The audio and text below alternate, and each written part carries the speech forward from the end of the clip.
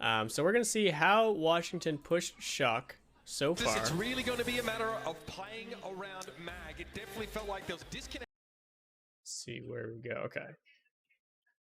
Meg repping the Doomfist? Is this real? It's real. Alright, so I haven't seen any of these games live. Unfortunately, I was busy all weekend, so this is my first time looking at them, so I'm going to be basically blind reacting to everything. But let's see what gets done. So obviously, Coluge on the Winston here. I hear they ran some Doom, or was it with Dallas we were talking about that ran some Doom? I don't even remember now. We're just going to react to it without guessing too much.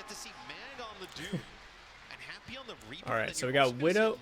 This is an interesting pick from Washington. We haven't seen much Reaper outside of Zarya comps. And that's just because Reaper's a pretty limiting hero. Like, I don't know why you wouldn't just play like a Genji here, or an Echo even. Maybe because Happy doesn't play those heroes, or a Soldier would be the default pick. What Reaper does for this composition is obviously like burst damage. You can do like a Reaper dive. They're going for like some sort of all-in with their backline as well. That's why you see them rolling out like this. Normally you'd have more of like a split rollout, as we're seeing from Shock here, if you're trying to set up like multiple angle dives and stuff like that. They don't even have a Tracer player in right now. Well, they have a Tracer player, but they don't even have a Tracer in the roster right now. So Proper's rolling out on the Widow. I'm guessing we'll see a swap pretty early on to Tracer to deal with these characters. But if the Widow pops off, it's really good if you can win first fight. So yeah, Washington needs to punch all in and get value from Happy. Otherwise, if Happy's not doing enough damage during the fight, probably specifically to Coluge, or if they're lucky, able to rein in Kilo and Finn, they're going to run out of gas. If they use their movement cooldowns and they don't find good advantages or can't find like a new base of operations to launch a new dive off of, it's going to be even faster to run out of gas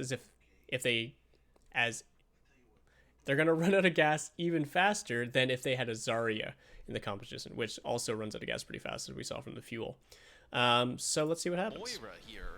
Instead of an Ana. So 5-meter dive on Doom. Well, Assassin. This is just a Helix rocket? Maybe some mixtapes? Maybe a Winston zap? Maybe a body shot? I guess. Can't even tell. This is the downside about all-in dive like this. Given that they're all coming from one direction, it's a lot easier to read and a lot easier to start cutting back or know exactly how you have to commit defensively, like knowing you want to save Nate here as Finn due to his position. He does still go down, which is really nice, but they're just stuck in a room, Winston on their back. They can't catch up to the Soldier because they already used their movement cooldowns, and everyone just dies. If Assassin was alive there, maybe he gets behind and kills Kilo, but I still don't think that's enough to stabilize that team fight. Right away, Assassin, I think he gets hit with that's some rough. and then a Helix rocket, and he is dead before he can. Alright, so Proper on the Widow here will be scary, but realistically shouldn't be able to find many heads. Look how like cover to cover they're moving. This is really smart. Also, hold up. Assassin starting on Tracer. I just realized over Decay.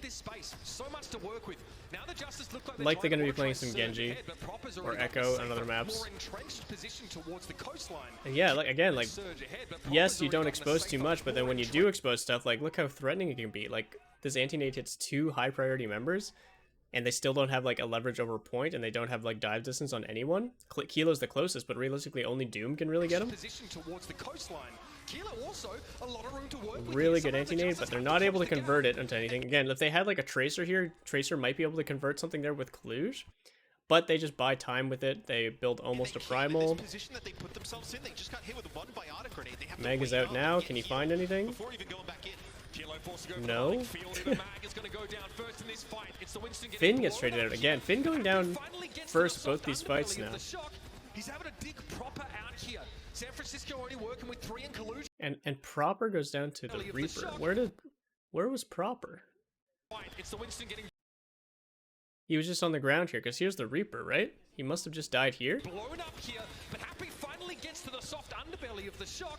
That was just like, when you're in this position, all Shock has to do is like not hard hold here, be ready to develop this way or this way, like towards the enemy spawn if they need to. I don't see where Finn is. Like, they can't linger here. They needed to go this way. and start breaking LOS around these corners. But instead they like lock themselves in here, and even though Justice is literally coming from one angle, they're still managing to surround them in the mid fight. Biotic grenade, they have to wait up and Where does Finn die? before even going back in. Mag goes down instantly. Oh, Finn gets booped off the map. Yeah, again, like all they had to do here was like rotate here, play around this, like give up the point. Sure, you're already at 40%. You've already killed Meg. Like it's fine if you give up the point right now. You can just slow roll it once Kilo and Finn are comfortable. But they like lingered around there too much before calling a rotation. And I think it's probably because Coluge ended up jumping back and they wanted to commit where Coluge was and maybe even bait them there themselves and then react with Primal to boot people off. But I don't know. I think that might have been too slow of a play. But Happy finally gets to the soft underbelly of the shock. He's having to dig proper out here. San Francisco already working with 3, and Coluge goes for the Primal to stall a bit, but they have to cede control of the point. Yeah, they lose point control and they commit Primal. They get the Coalescence out at least, but Washington ultimates are, I'd think, the less important across the board, other than Beat and maybe Mag's ultimate on the Doomfist. To trade out Coalescence there for Primal, I think is really good for Justice, actually. Nice stick from Assassin. Okay, I don't know why I was doubting him. And now they're just going all in. Nice. This is where Reaper can pop off, because like if the fight starts without Reaper having to commit like Wraith or TP, then he can get like really aggressive mid fight, and then know that like he's just pumping damage, and then just hard swaps whenever he has to Wraith to playing defensive. To Coluge on the Doomfist here, I don't think we've seen much Coluge Doomfist, right? TMXM, hello, welcome to the stream. I don't know much about Coluge's Doomfist capabilities. I guess we're going to find out how he does here. But I don't know if I agree with this swap. I think the swap for proper to Tracer should be enough. And I think Coluge is probably more comfortable on the Winston, given that he's had more playtime on stage on it. And also it makes Ana's job a little bit easier, I think. Sometimes we've seen like he can make these But hero plays, but also go off let's on see his what own, Coluge can get done. We We have Nano Attack Visor for the shock, but we're going up against a lot from Justice. We know where the Reaper is at least. Yeah, Coluge kind of just walked up and point blank punched the Reaper and then shifted away. And now, like, this is way worse than jumping away as Winston. Because, like, you wouldn't have committed your bubble here. You'd be able to jump back in 2 seconds and plant your bubble to slow some of this aggression. But also, you wouldn't just be walking up as Winston. If I don't understand what Shock's game plan here was. So, they literally just, like, walk up with Kilo and Coluge. Maybe this is a play to get Coluge some neutral value to force their hand, and then they just play to sprint away. But then why would Coluge commit the punch onto nothing? I feel like a better play here would be to set Kilo. If you're trying to set Kilo up, you play Coluge to play counter engage for Kilo, while someone like Proper works the opposite side of the map. You've got Finn here to counter engage with a nade if they go further than Coluge can buy them time for, while Proper setting up a wide angle here to either mark Assassin or to be able to like contest point if they try to go all in and then sort of like force their hand back. They're gonna, so Washington doubles down with Beat here. Violet can stabilize this position with Beat, and then Finn has got a really good angle for counter engage with a nade as well. But because Coluge gets forced out, I don't think that buys enough time for Finn to find a nade here. I think Coluge just like played his hand too early here, and Finn like dies getting a nano off, and only anti-needs Mag, who's got his ultimate anyway.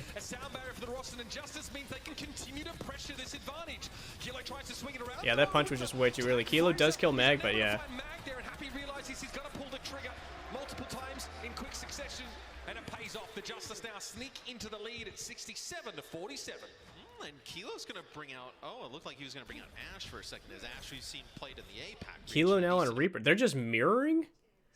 That's not a good look. I mean, like, maybe this has been a thing in scrims. Like, maybe this is a composition teams are playing, but on screen right now, it looks like Shock just panicked. It didn't know what to run against this and decided to mirror and are at slight ult disadvantage, not major. They're going to concede. They're actually going to end up mirroring. But now, like, the only one that can play make for Shock is Proper, which, I mean, is Proper. But otherwise, their only potential is just like an all-in engage, same as Justice. And they're coming into a last fight situation almost at ult disadvantage. I don't know if I bank on that if I'm Shock. I feel like I'd rather see them do something like an Echo, something in neutral heavy, like an Echo Soldier. Composition with, look at how Or much Echo Tracer. percentage that Washington has Or left. just keep the Soldier Tracer and then go back to... Spot here in our first I mean, it's too round. late to go back to Winston now. I don't know. Conceding that Happy's causing them more trouble than they were Spot here in our first round. Yeah, they're definitely conceding that Happy's causing them more. That had to have been a charge punch, right? That stun lasted 5 years. That's just silly. Again, like, I don't know, like, Opener's job to be around here is to boop them back into this corner so that Meg can punch into them, and then, I mean, they don't even have an anti-nade, but then, like, Assassin and Happy can, like, keep them in here for longer, building up time pressure and building neutral pressure from these heroes. And then if Meg finds a reason to go all in, or if Krillin builds like a Coalescence, you can go in with that and then follow up with the Doom ultimate. And then Happy and Assassin should have their safety cooldowns if needed as well. This makes it so people like Proper and Kilo and maybe even Coluge have to work harder to get out of this choke. And if they don't work harder, they're lagging in time and they're losing ult economy advantage again. So I understand why Opener's here, but I don't know why he was like on the ground that early when he could literally be like above this door doing the same thing, or like up on this pillar, which he was until he dropped down. Like, it looks like he's going for a boop now for like, there's literally nothing there. They're all still in the room. He's not booping anybody. And then you get punched. Both of them get punched, but he hits the wall.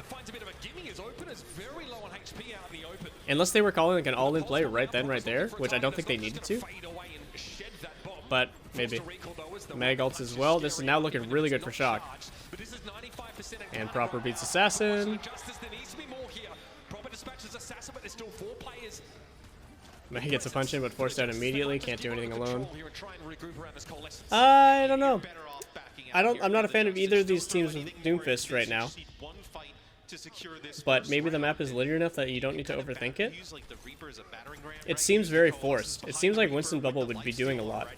It seems like Ana would be doing a lot. But I guess it is a really hard map to kite out. That's a nice punch.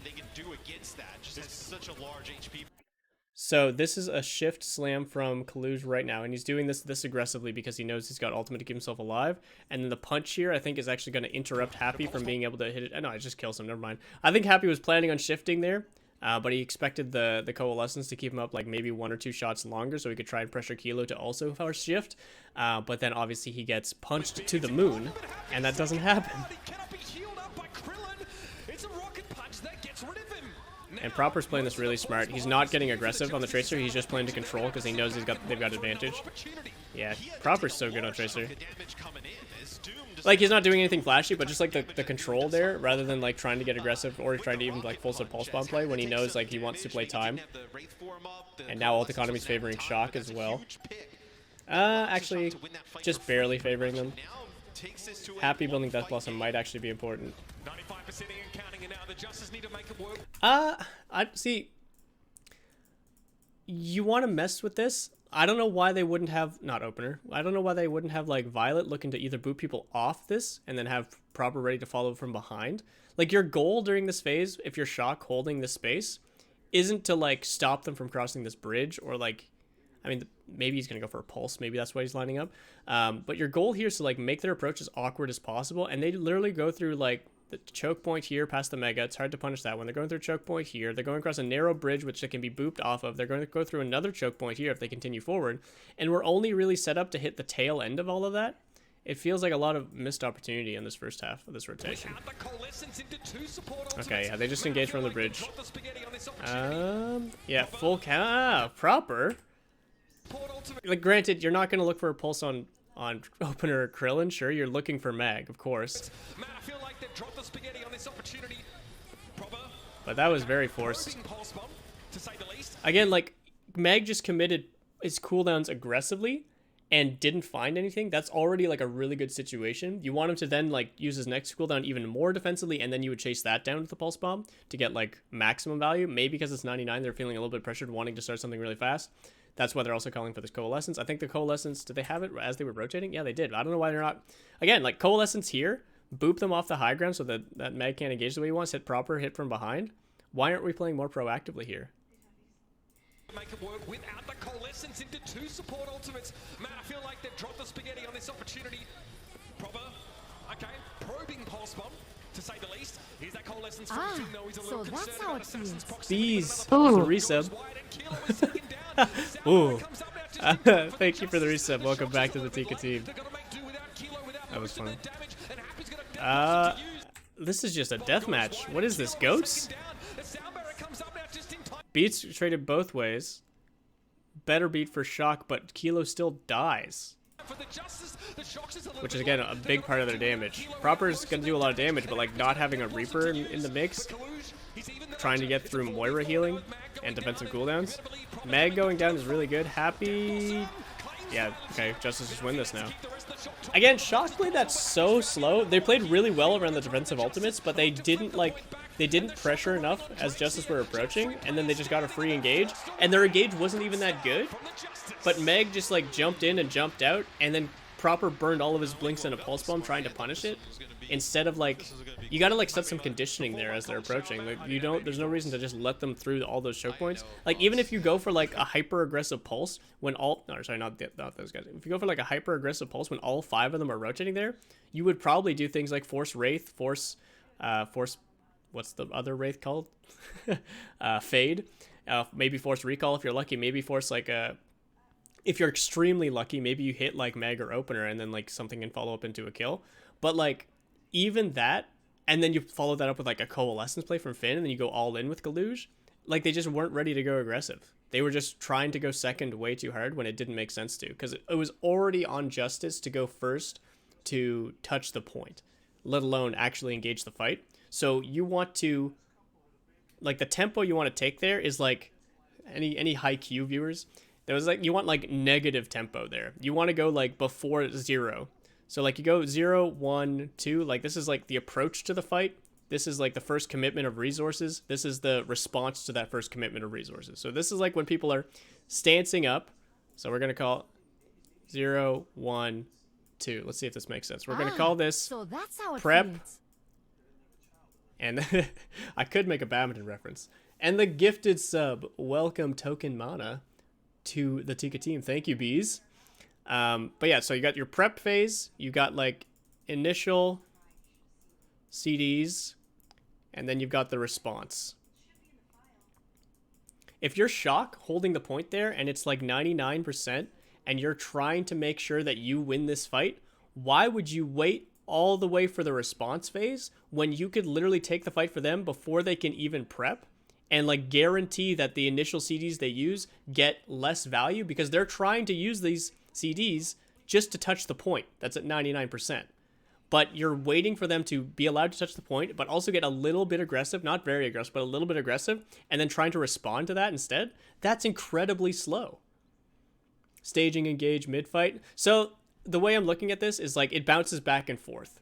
Like, the approaching team will stage. The defending team will try and poke out that stage or try to pressure that stage. The stage will then engage. And then the responders will then respond. So it's kind of like this back and forth play between team fights where as long as you have at least somewhat of a grasp of what they're capable of doing, you should be able to poke holes in the most beneficial part of that team fight that's about to approach. And instead of playing for the respond part, which is generally what Shock likes to do, and what we're seeing what Glads likes to do a lot as well, is you wait for them to force these engage resources because, as we're seeing, a lot of teams are still playing very linearly. It's very obvious how teams are going to commit resources, very obvious how bubbles are going to be used from Zarya, very obvious how initial Tracer or Reaper or Doomfist positions are going to look like. So you're letting them do the obvious thing, and then you're punishing the obvious thing.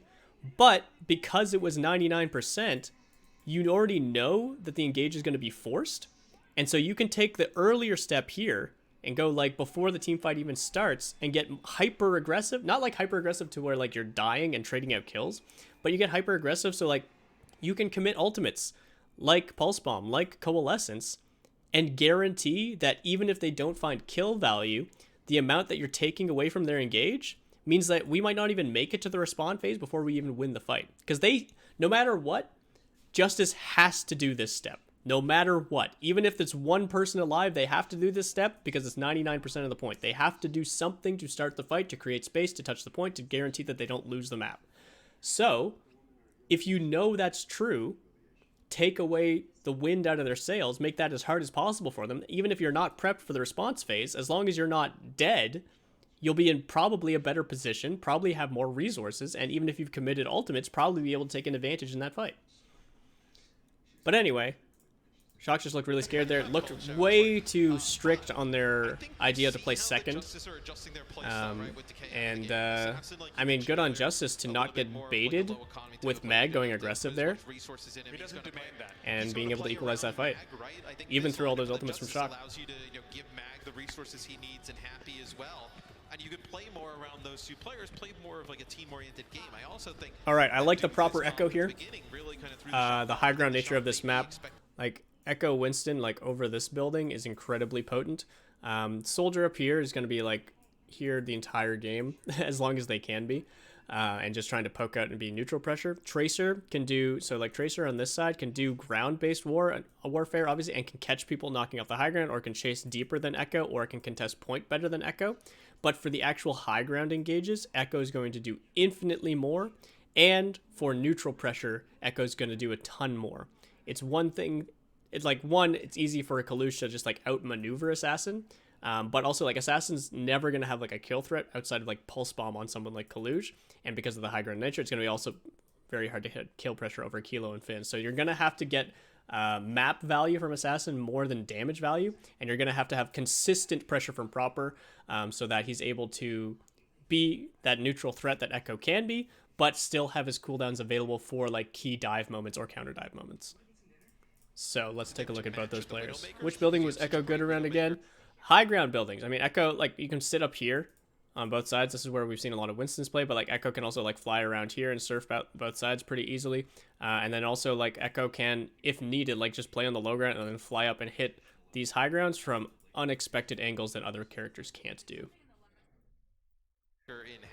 For the most part, Echo's going to be hovering around here though, looking to poke down main. So from Shock's side, looking to hover this side, looking to poke down main, looking for opportunities to poke down in here, looking for opportunities to go all in onto the enemy side without getting punished and stuff like that, probably off of the back of Coluge's call and off of the back of Kilo's neutral pressure. And it looks like Washington should, with Tracer, try to prioritize this building and then use this building to try and stage maybe even like this side of the map, maybe like opponent's side. What they shouldn't do is just funnel out and like do like a dry dive up here. They need to do something to pressure up Proper if this is where they want to play. So I'd assume they want to play like guerrilla tactics here and try to get onto Kilo and Finn before Proper can find that neutral value. But let's see what Assassin does most importantly. But the Justice come out and look really good early on. Yeah, this little platform here. You see Proper on it there on Echo. Ooh, they had a nade setup. That's sick. More Anas need to be learning setups again. This was like a thing for a little while in the Overwatch League. This was a thing I did research into personally as well. But it's just like, it's not actually that practical. But now in Overwatch 2, with only one tank and with how crazy anti-nade is on Ana as like a DPS cooldown, I think it's definitely worth learning lineups, and even like, if possible, mid-fight lineups from power positions. Like if you had a lineup from up here that lands right up here, like you could just make a play off of that. And like normally you can't just like dive with like Winston or Echo or Tracer and stuff like that, but if you hit a nade, you could absolutely do that and guarantee value. So that'd be really cool to see. Proper's pretty fearsome and one of the few players alongside, Pelican, for example, that are still pushing the Echo where they can. Yeah, Assassin's trying to pressure our Coluge, but literally does nothing to him. Proper goes all in, but they don't get nearly enough damage. And yeah, they're going to be forced off the ground. Assassin's going to have point control. This is basically all Tracer does. I don't know why Meg's there. Why did Meg jump away? Like literally. This is okay. There's literally no reason to do this as Mag. This makes absolutely zero sense to me. So I've mentioned before in the past, like you don't jump first as Winston anymore because you don't have an off tank to either relieve pressure off yourself, and you're giving up all defensive pressure from your backline. You can see Mag is like literally jumping away from his backline. So he's got like 3-4 seconds before he can jump back, and obviously he can't use his bubble over here anymore. So what does Shock do? Oh shit, the monkey's gone. Instantly jump in. with Coluge here. Laps on some of the players. And then we have even the backline moving forward, even Finn and Violet moving forward, because they don't want to be like in a position to be jumped by Meg this way. So they're going to take this cage area. And then Proper's hitting them from an echo angle that no one else can do. You've got no Tracer. Even if you had Tracer there, like who's Tracer going to mark? Just Coluge? And then you've got no bubble to deny any of the damage coming from Proper. I don't understand this movement from Meg at all. With Coluge, but I don't know. Did they even find a nade? I saw the nade go in. Gonna try and collapse on some of the players. Doesn't look okay. They do hit opener. That's how he dies so fast. But yeah, they're gonna kill everyone because Meg just wasn't there. I don't understand. Did I just start? Yeah, we're on map 1 today. A bit of a late stream, but we're gonna go late as long as the series lasts at least. I don't understand that at all. Does Kilo have a cool rotation, or is he just going to sprint around the map? I didn't see where he went. From Coluge, that forces the supports and Happy into that type of position, and then he actually drops down, and Proper goes over the top. Okay, Kilo just ran around the map to get back to high ground there. That's fine. You got the legs for a reason. That's okay. Neutral pressure from Proper. I don't think I'd like him here though. You're already putting Finn, so you're putting Finn like around here on the opposite side of the map for shock, so that you have the sightline, so you can see the threats here. Maybe even like Finn, like a single dart onto Assassin here could call for like an aggressive play from someone like Violet, or maybe Proper to then force Assassin out completely. But I think you need Proper's looking aggressive with Coluge for the main rotation from these members. And of course Meg, but Meg's not as high priority for Echo. It's weird to see Proper marking Tracer here, because this is like almost like playing into where Tracer wants you to play, and then it's forcing a defensive shift. Granted, they got the recall out, so it's worth it, but if they didn't get that recall and Assassin was on point for free now, Proper would have like very little threat, and then all these people over here are coming online at the same time. So I'd rather see Proper playing up here, and I'd rather see Coluge ready to either drop there or drop to follow up the Tracer if Finn hits a dart on him. Proper instrumental. And yeah, like we're missing sticky bomb pressure over here. Like this is what I mean by you need to find neutral pressure as the Echo here. Because if you don't have neutral pressure, then these members are just going to like run around wherever they want. Meg can already do that because he's Winston, but these members shouldn't be able to do that when you have point control. So you need Proper's presence there. They send Assassin to the point to try and pull Proper over here, but Proper was already here. So even without point pressure, so these members are roaming around basically for free. And Coluge is getting naded, so he's going to have to give up even more space, meaning they're able to take cage for free, meaning they can probably even set up a dive on Finn. Shuffle with the gifted sub to Shay Minty. Welcome to the Tika team. And thank you, Shuffle. I thought I got rid of my suggest a pulse. But you know what? We'll do one just for you, bees.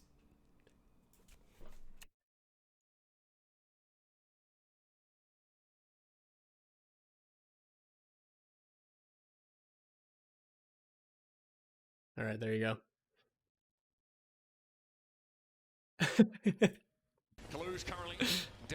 I do need to remember to take that down. Try and stay scarce for the time being. Assassin beware. Almost forced a recall there as Proper was looking to make use of the boom. That just doesn't happen. Like this is illegal. Like you don't need, like your whole point of being here, Assassin, isn't the fact that that touching the point is good. It's that attention on the point draws priority members to the point. And you're already doing that based on Proper's position. I think as Assassin here needs to adjust his play and go if anyone pressure at Coluge even more, and then try to like get away from Proper. Like you've already done your job. You've already ate his shift. You've ate his beam now. This like guarantees for the next like sure he's got another shift. He's got sticky bombs, but for the next 5 seconds, like you can engage as Mag and not worry about like getting 100 to 0 as long as you don't get purpled. But like he commits, and you know we just saw him recall too, so he doesn't have recall for like another 3 or 4 seconds. And yeah, like he's just like overexposed. Like even like just dance around on point, go to this side of the point, go to behind the point. Anything would be better than dying there, obviously. But more importantly, like why are any of these people here actually? Like who are we working towards? Justice? Where are we going? Where's Finn? Where is everybody from Shock? They're all wait, okay. Where is everyone right now? Okay, I think this is Soldier. There's Finn. Finn rotated all the way inside here, so he wouldn't be diveable near the Mega Pack. Soldier's been running up and then around and all over the place up top. Proper's up here. Coluge is here. I don't know where Violet is. Probably somewhere in here. And yeah, like Justice just don't know how to approach that fight. They completely misused Tracer's resources there. And the fight before that, they completely misused Winston's resources. On this second point, as you'll have a nano boost for the Shock. All right, congrats, Bees. But I think this is an opportunity for the Justice. You have your nano, you have your pulse bomb here early on, before some of these big ultimates come up for the Shock. Can you use them to get some picks? I really like the way Finn's playing Ana aggressively 99% of the time. But I think in this situation exactly, unless you're planning on going aggressive, like your ultimate economy here should be what carries you through this next fight. I don't think you should be looking for pre-fight nades. I think it'd be better to actually stay hidden as Finn and guarantee that Meg can't get on top of you or Assassin can't get on top of you, especially like versus a Nano. And then you do something like either you like line up a high ground nade against against Happy when he's peeking out, or you react to wherever Meg jumps and then guarantee the mid-fight nade. I'm worried that right now, because like Washington's already kind of set up, unless you hit this nade like 3-4 seconds ago, it's not going to be back to punish someone like Meg. And you already know that you're probably going to have to get aggressive to get a nano play in this fight, unless you're starting it really, really early, which it doesn't look like they're ready to do. So I would rather see Shock play this less around early nades, even though this is like a really good habit that Finn, and for the most part, only Finn has been doing consistently. I think he needs to dial it back a little bit just for this fight because of the ultimate economy, and you play for a late fight nano tac visor, and you do that by forcing Meg to go aggressive, not on Finn, and then you respond to Meg's aggression with a nade, hopefully onto Meg, and then the nano tac visor turn, and then Proper and Coluge are just doing whatever they want. But yeah, Finn on point now is like super scary. Again, like this type of position from Shock is what Justice should have to work to force, not something that Shock should be like falling into by default. Proper, who'll be harassed by Happy and Krillin as he approaches. Pulse here for Assassin. So Finn nanos Coluge, who is on the low ground. And yeah, Finn is just dead because he's out of position. And then this is the play I wanted to see from Shock. This mid fight after Coluge is committed at post nano, he's gonna get primal and Happy might even die here. But like this is such a good waste of time onto Coluge while Assassin is working. Coluge doesn't have a lot of healing to work with now. It's gonna have to be the and even get there. This is exactly wait. Justice did exactly what I wanted Shock to do. What the heck? Coluge going for the boops. Can't find the. Okay, he does find the kill thanks to Kilo added damage there. Okay, the late fight tac visor still works even without the nano, but that was definitely scary when Finn went down. I guess not that scary because Violet still had beat, and thankfully he didn't even need to use it. That's really good for Shock. Shock could win this round like hands down now. But I think they could have played that smarter and gotten a cleaner result. But I mean, they only used 3 ults. They got 2 out of Washington. That's not bad at all. Now they have to make something happen these last few seconds. Happy's not sure if someone's waiting for him. He sees the coast is clear. Needs to drop and get value from his tactical visor. He's gonna let it go now, but what targets will present themselves? A Shock. I just get a bat and the hatches on the point for the most part here, but Violence. So when there's a couple types of ultimates in Overwatch. Okay, there's 2 types of ultimates I'm going to talk about. There's like instant gratification. So we're just going to call them instant. There's instant ultimates, and then there's what I call install ultimates. And if you've ever played fighting games, this is kind of like super moves in fighting games. So there's some moves that are good. Actually, the fighting game analogy is kind of perfect here, because there's some moves where for instant pressure, you want to make sure that the opponent's not blocking, i.e. they're in a position or out of resources that can be punished. So usually you want to use these either to open up a fight, not to get kills, but to burn those resources, or at the end of a fight as sort of like a combo ender to make sure that all the work you did to set up the good value gets instant value at the end, and then you kill everybody and it's a good time. This is like the late fight nano tac visor that I was talking about. There's also ultimates that are kind of like installed that give you an advantage for a period of time. So a good example of that would be tac visor. A good example of that would be nano. A good example of that would be duplicate, would be primal rage, would be almost all of these ultimates. I guess I would count beat as more of an instant value ultimate. So when you're looking for an install ultimate, you're looking for more of that like early pressure burn down resources. You're not looking for situations where you're creating like instant kill windows. Sometimes like Nano or Attack Visor can be that, but it's usually because you've burned through all those resources anyway. The instant ones we're going to call more stuff like Pulse Bomb, stuff like Earth Shatter or Graviton Surge, like things that just get instant obvious value that don't necessarily need setup to find that value. Attack Visor is not that. Attack Visor is an install ultimate. So the fact that Happy's going for ultimate here, and not only, again, like I'm not expecting him to kill everyone, but I'm expecting him to have a target.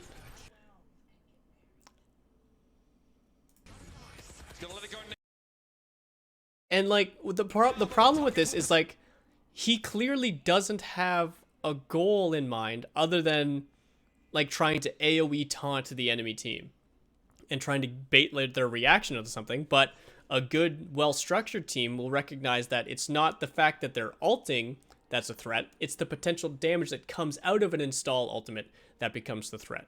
So when they hear Happy ulting and just the only person getting shot is Coluge at full HP on point, like there's no required reaction. In addition to that, he's not even installing extended pressure on like a wide angle. He's not trying to like control all of the space, maybe force people onto point, force people to hide into cover with his Attack Visor. He's trying to develop aggressively that only limits his angle of operation. The only thing he gets from the angle over here is a view through this door. He can't pressure the people up here. He can't pressure around the corner at all. He can't do anything on this side of the map other than this very narrow lane onto the point. And believe it or not, that's pretty easy to avoid. Like, this angle's horrible. And again, like, the only thing that this Attack Visor does is, like, for a split second, Shock have to be like, oh, hey, there's a Attack Visor over there, by the way, guys, careful. And then they deal with it. Then nothing happens. Somehow, Assassins find Violet, and Kilo dies? I don't know how. Like, all Shock have to do here is just not dogpile on point. I guess they're also primaling from Mag, so it's knocking them around. Maybe Happy was expecting Mag to knock people off the point, and he was going to follow them up. That would be at least somewhat reasonable. But I really feel like Shock could have stabilized this. But I mean, 2 ultimates used to take that. You're 99. Probably got all the value that Happy didn't get. Maybe, yeah. It's hard to tell. I wish I had replay viewer.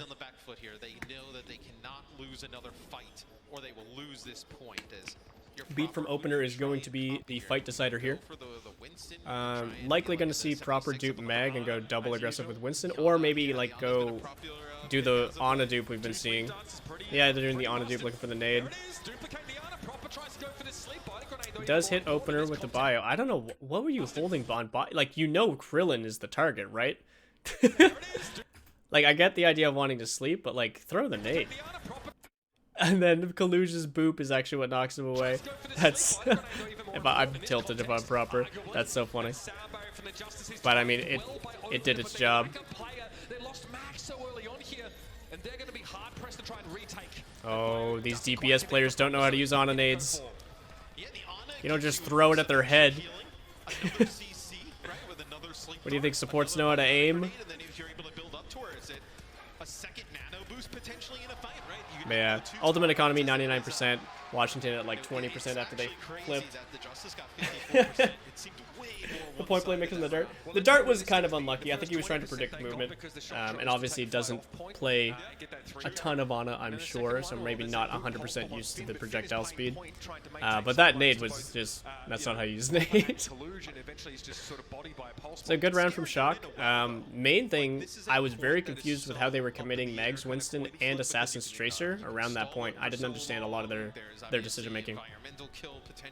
They lost first fight because of Mag's jump, and then they lost second fight because of Assassin dying. You have the Soldier 76 and other fast heroes in the mix that can get back and just touch point and keep that going. One more round to settle this first map on Ilios. The Shock definitely looking like they've managed to get rid of some of those early round. I like this rollout from both teams. Go back, so it's not blurry. Like they've managed to get rid of. So slight differences. mainly just in speed. But like having this triple core, boost across to here, and then having your Ana set up this initial angle to heal here, but then having the ability to develop over here. Basically, whoever wrestles control of this high ground will have so much soldier pressure onto the enemy Winston that it forces the enemy team to almost make full map-wide rotations or hard commitments that they don't want to have to make. So this fight up here is going to be really, really important. I'm assuming both Anas are going to take angles here initially.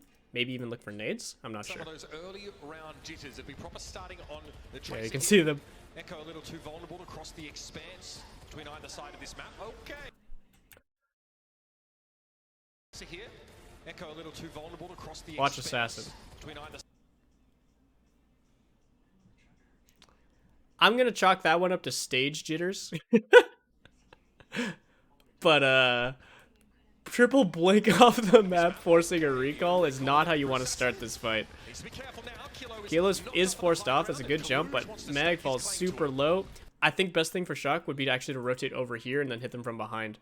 If they could even like get Tracer. That's such a long rotation. You can't really stress enough. I miss Genji, man. You can do so much cool shit with Genji. It gives them obviously tons of confidence. Coluge is here alone, which I don't like. This makes sense if they have the windmill control. I don't think they do. I don't think Kilo's there. Yeah, it's Happy up there on the windmill, and Coluge is kind of there alone. Where is Kilo? He's getting anti-naded right now. Oh, he's in there with Finn. So, like, I'm guessing what Coluge was here trying to do was either baiting Ana into an aggressive position where Finn could nade them, and then they could nade Helix Rocket combo, or trying to bait Meg into dropping down and giving up that space to Coluge, where then they could jump on him with a nade Helix Rocket damage combo as well. But Meg just doesn't leave, because why would he when he's got the safest healing angle and the safest damage angle in the world supporting him? So, I don't know. Nade is out from Krillin though, so this might be a chance to pressure him out. Proper marking Assassin. Killing Assassin, my bad. And a nice nade. Ooh, nice sleep, but it's not going to be enough. Coluge does die, but Krillin should be dead, yeah. Yeah, I'm not too impressed with the Justice. It's rough to see them be at such a positional advantage and then just die. To have Assassin dying like that aggressively, after Assassin's like initial flub on Tracer, he might be a little bit rattled. But still, like, to go down to that nade, it was like that's such a simple nade too. And Shock didn't have like strong positions, like you shouldn't be caught off guard by that. Isn't a waste of time for Coluge. I think it was just an optimistic play from Coluge that ended up wasting his time. Obviously, he wasn't planning on wasting his time, but it did end up wasting his time. But even still, they win that fight, so I don't know. Maybe all planned. Again, look how important this position is for Happy. Like, how do you deal with this if you're Shock? Like, the best you could do is like try and dive him as Coluge, but then it just like takes Coluge out of the fight. Again, like remember when Mag jumped to the point and then he wasn't there to bubble his backline? That's exactly what would happen, and that's exactly what Happy wants. Happy's not here to get all the kills in the world. Happy's here to burn resources from this person, and ideally from this person, but that might be optimistic.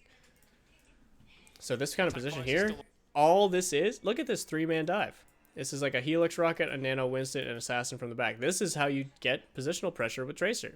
And meanwhile, the support line's probably going to run through and back this fight up. And Shock's just nowhere to be found. Their Tracer's down here. Their backline were both over here. Where is Kilo? Where is Kilo?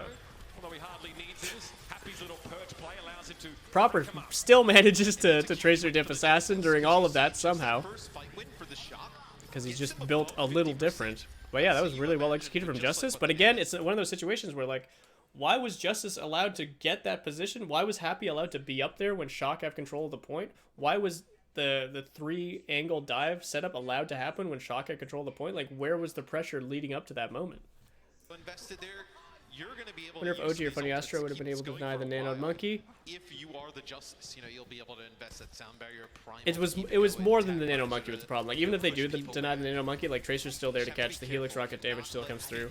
They didn't have a defensive bubble to block either of those things. It was just a really clean play from Justice. And here's a nice two-man dive onto Happy. Happy there. Coluge is probably going to get the Nano. He wanted to run this way. So again, this is a planned reaction for Happy to get jumped by Winston and run this way. But Proper was there catching him, and by the time he decides to turn around, it's too late. That changes if they have scouting information on Proper. That's literally all they need to make this work, but they're too focused around their Winston, I think, and they're Happy specifically is too focused on pushing out Coluge, which shouldn't be a priority right now because both Winstons have Primal. The priority should be playing for for Krillin's anti-nade probably, and maybe even just like ignoring Coluge here and like running across the map to close the distance on Finn. But Coluge is probably going to get the Nano. good play He'll be able to save from Shock. for the Primal. May not even need it. Good pressure here on Krillin. It's got Nice to be sleep. down to sound barrier for the Beats Justice. traded out. Meg goes down there with Primal. Krillin has got don't even need it. He got slept. Oh, that's so tragic for Meg. Primal would have won this fight for them, I think. Without Happy, maybe not. Pressure here on Krillin. It's got to be a sleep dart down to sound barrier for the Justice, but they're lacking Happy. Because that was like such a good Primal opportunity with everyone in shock over there. Killer doesn't have to use a tactical visor, and this is the worst case scenario for the Justice. But I mean, Coluge also had Primal, so Attack and Primal maybe range. could have just disrupted everyone. I wonder if Mag just didn't get the primal off because Yeah, he got slept. That was crazy. A little bit for the The Spork, yeah. They end up picking up a kill. They trade. They're then going to use the sound barrier, force the sound barrier out on both sides. You know, Mag could have potentially used the primal there, stayed alive in that like small house, and then you would have had Happy coming back off the respawn with Visor. We're gonna see this rotation again from Happy trying to take this. Oh, Maybe not. They saw Coluge ready to jump him. If he Helix rockets over here, and he has like Lucio with him with speed, and then Kilo just Helix rockets him, Monkey just jumps and lands on him, they just explode. They get Thanos snapped instantly. So good setup from Shock to be ready for that, and good scouting from Washington to not commit to that rotation again. Yeah, Finn especially takes pretty aggressive angles to get big bios. Coluge gonna force the legs to start pumping. Yeah, the two-man dive there makes less sense because it's just easy for Happy to LOS for Happy to get around cover and LOS proper there, even without like pocket healing. So good play from Happy, obviously, just to live that, but very forced engage. And to say like, why is Shock forcing this engage, but not the engage on Ilios Ruins? Like, why is this their early commitment play on to just Happy when we could literally just be waiting for them to touch point and then using Tac Visor to create initial pressure, forcing like a Primal or like an early Tracer aggressive play, and then you play for Finn's nade, or you play for Coluge's Primal into something? Why is this the forced play? It doesn't stack up. No. That's just a free fight. And again, the biggest thing wasn't that it's not that they like died going for Happy there, but they showed their hand with Coluge, and that allowed some opening up from around the map. And Washington don't even commit anything there and just win. Meanwhile, Kilo's got no tag, Proper's got no pulse, Coluge's got no primal. Oh, Happy might be dead. Oh my god. Okay, just live, just live, just live. Just kidding, just wipe.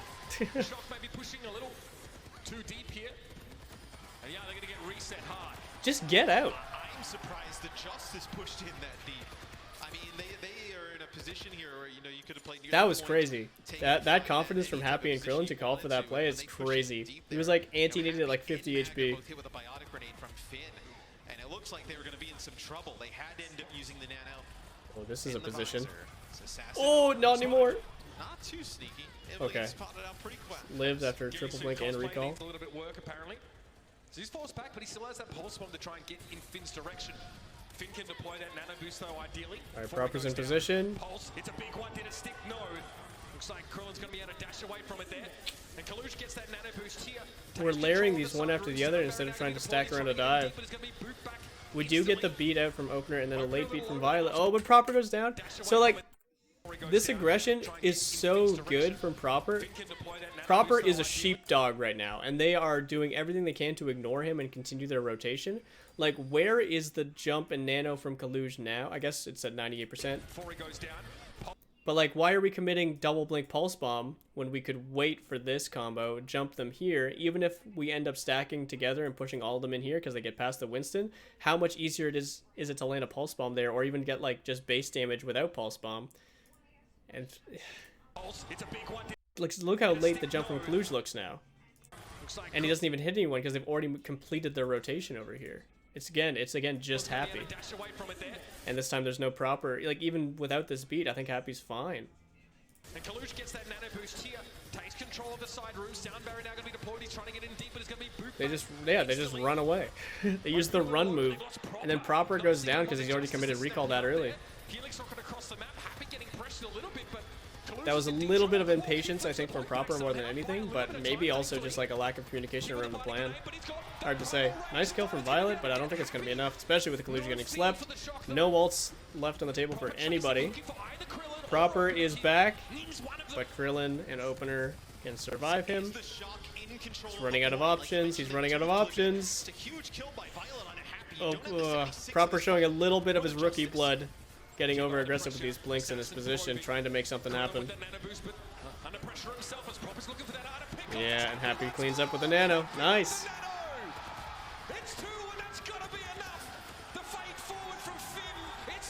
When Shock look composed and organized, they look way better than Justice. Because Justice, especially when they're trying to take space, seem to just like throw stuff around.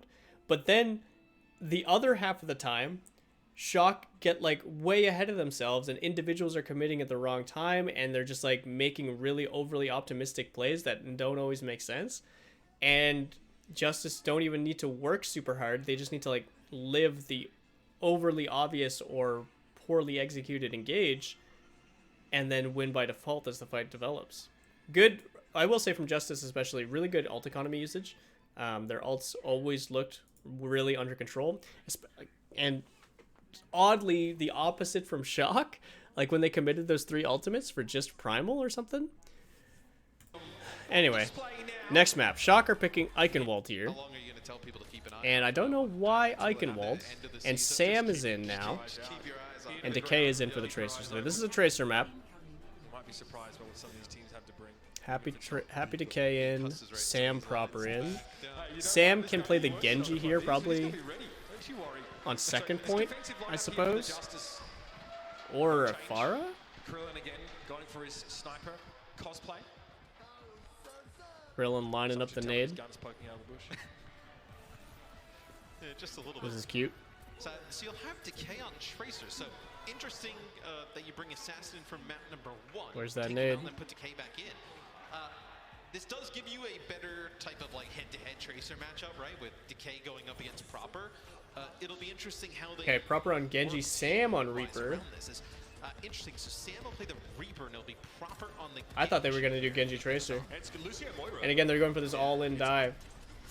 Without Tracer and opting for Genji over Tracer here, I think is a bit shallow. It's kind of one-dimensional. It's kind of like all-in. You either get resets and Proper kills everyone, or it's you can't close the distance because you can't control enough space to cut off kite angles or control objectives, and they're able to just kite out your engage initially. You don't get the resets, and outside of ultimate plays, the DPS from San Francisco Shock are struggling to create space. Meanwhile, the neutral pressure from both Happy and Decay on Soldier and Tracer offer a ton without ultimates, and by default, because they're on defense, they have the position, and because Tracer is the hero of Overwatch and can do whatever she wants forever. So I think it's a lot easier for Shock to find and engage, but a lot harder to capitalize on those engages and turn them into teamfight wins. Meanwhile, I think Justice don't need to find and engage and just need to play relatively passively and play to mark space. Decay especially needs to play to mark space and try to force cooldowns out of like Sam, Proper, and Coluge. Why Moira for Ana? I don't know. Shock. A lot of teams have been preferring the Moira and Shock especially for this all-in kind of dive. It's very reminiscent of like the Talon dive from Overwatch 1 where you'd have like, not Echo. You'd have Sombra, Reaper, and it would be just an all-in 6-man dive. This is kind of the same idea, but with 5 members, obviously. And the reason you pick Moira for that is just for stability for the support player. It means you have Moira alive more often in the mid fight, whereas otherwise you would play Ana for the nade and for building Nano, obviously, because as soon as you engage with these 4 members, if you've got an Ana just can't follow. And either she finds early value with the nade, or she lives long enough, and everyone lives long enough without Ana healing to find a mid-fight nade, which is optimistic as well. So I understand why you wouldn't bank on Ana value, but I still think you could play around an Ana here smartly. But Shocker opting for the safer approach. Maybe Finn prefers the Moira, which is insane to me because he's an insane Ana. But they prefer this, obviously. They've shown it a lot in the past. But again, they're all going to come from one angle. And as long as Justice play the map properly, which should be relatively easy. Yeah, look, they're going all in one direction. Everyone from Justice run away. Proper dies. Not very complicated.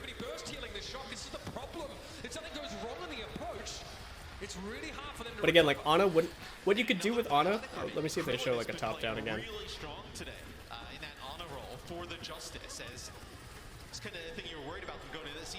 Interesting pulse bump. I don't know if we're gonna get to the top down. Maybe right now. So what you could do with an Ana over a Moira, so what you can do with a Moira is what they just did. You can go wherever you want and then end up wherever you want. But with an Ana, you could plan for specific engages, and you could do either a play where you play for like the early Ana nade that triggers the push, or you go for like a late Ana nade after the push has happened and then Ana comes from an off angle. Like you could safely play here as Ana, and then if you go for that same rotation, everyone else, granted you won't have healing during this rotation, so you have to do it a little bit safer, a little bit slower, maybe burn a bubble, making the rotation happen. But then by the time you're able to commit back here, if Ana's able to peek here without dying, or even with dying, if she can get an anti-nade on a single member, that can be a more explosive engage. But again, you wouldn't have any of the mid-fight healing, and obviously Finn's this close to Coalescence, he's doing a bit of healing. So they're probably opting for Coalescence to be that explosive play over Nanos or nades. This YOLO commit all in, hoping they kill him fast enough, because Coluge will 100% die mid to late fight, right? I mean, all of them will 100% die mid to late fight if they don't find kills and don't find resets and don't find value from their engage. But they have a little bit more flexible of a window while approaching the fight. And obviously Finn does do a lot of healing in this composition, and Coalescence can be used almost similarly to it's like a mild beat engage, I guess. Be the closest thing I can compare it to. I guess like a rally engage, but anyway, yeah, it's not as explosive, but it is more stable, and I do understand it. I don't think it's as cool. I don't think it's as fun. Kalos with the resub, thank you very much. Welcome back to the Tika team. But yeah, they're gonna find something, I'm sure. Map geometry is good for. So I think the thing about the map geometry here is it's a circle. You run around the circle if you're kiting away from a linear threat, and I think Ana would actually be better at dealing with that, because you would be able to set, like, if you know they're playing a ring around the Rosie, and then you got an Ana like hiding here, and you can hit them after we're chasing them around a corner. That seems pretty good. The dangerous part is if Washington scout that and they just send Decay to go kill Ana by himself, and then you don't have that option anymore. Alright, they're ringing around the Rosie the opposite way. We got point pressure, which is okay, but answering back with ultimates. Happy kills Finn. Proper finds a kill, though. Proper could go big. Never mind. They commit the beat for Proper, but he's dead. Kills going back and forth here. Usually favor attackers, but Eichenwald's one of those maps where, like, defender retake is actually pretty good with staggers, and their composition is relatively fast as well, so it's not easy to snowball off of picks or trades for attackers here. It's not like King's Row, for example. Then Coluge jumps in with the primal and he sleeps him like a second after. Just sick play there from Krillin, which ends up allowing the Justice to hold on defense, Mitch, and they just use that Nano and the Visor here. They'll have some ultimates coming in again. Violent gotta be fuming about that one. The beat did not work at all. They're gonna find the way to Proper just finds Happy for free.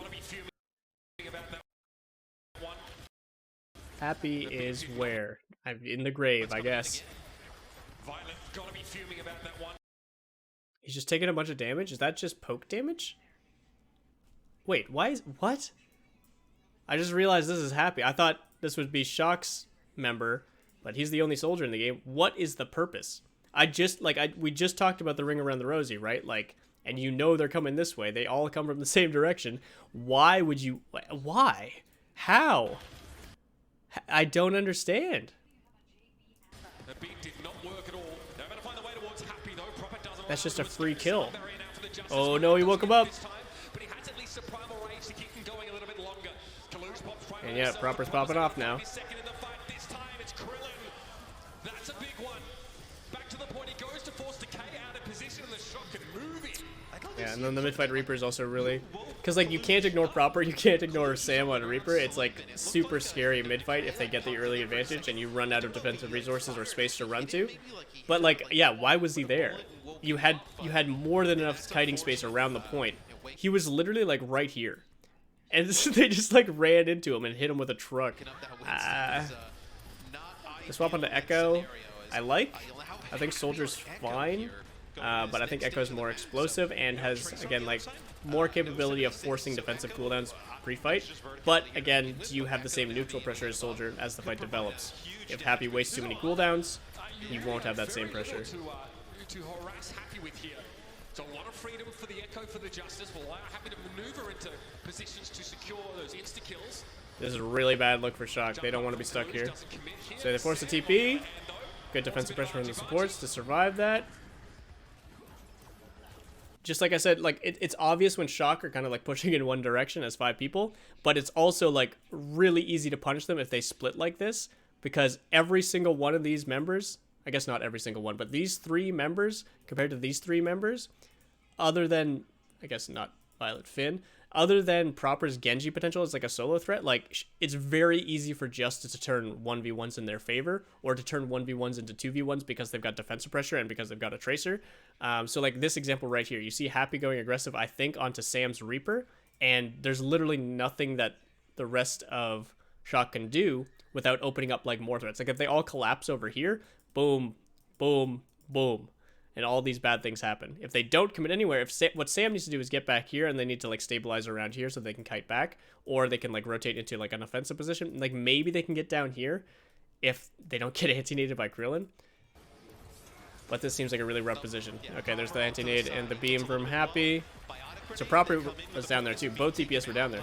Krillin goes taken down. That's a nice play from Violet. I don't know how he found that one. And Sam finds Meg. This looked so bad. Okay, so how do they develop after this? So Sam is up here now. He didn't end up falling off like I thought he did, or if he did, he ended up rotating back up. And like, I think the problem here is like after this kill, all like Justice need to do is just like they should still like just live. Like just don't try to snowball this. Don't try to kill more. Don't try to like keep your current position. Commit defensively. Force San Francisco to play more than they actually have in their hand. Because what you're doing right now is like, so the fight zone started like here-ish.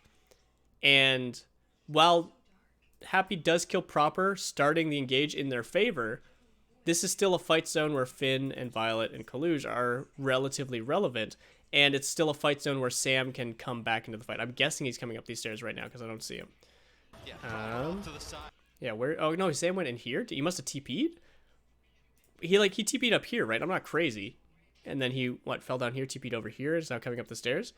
So like all they had to do right now is just back up, and then Coluge and Sam don't do anything, and then they just wait for Happy to be relevant again, or they wait for Decay to be relevant again, and then they just take a 5v4. But they overcommit right here. And I don't know how Krillin dies specifically. Like, he should be backing up. Like, they know they've got better ground pressure, too. Without Proper alive and seeing where the Reaper is, and the fact that Coluge just, like, woke up. This seems like a really easy reason to just back up down main. Or even, like, back up down here and let Decay work in main.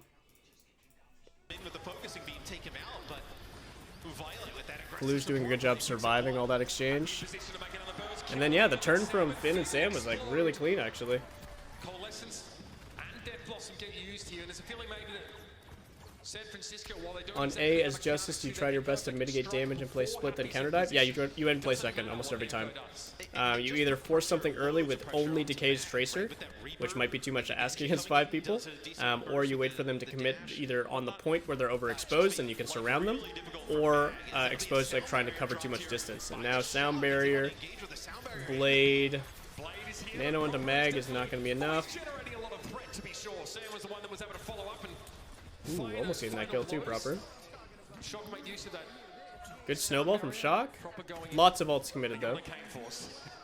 Happy there. Washington have a few ultimates to retake this. Most important, I think, is going to be the beat, but the dupe could also be really big, depending on who he hits.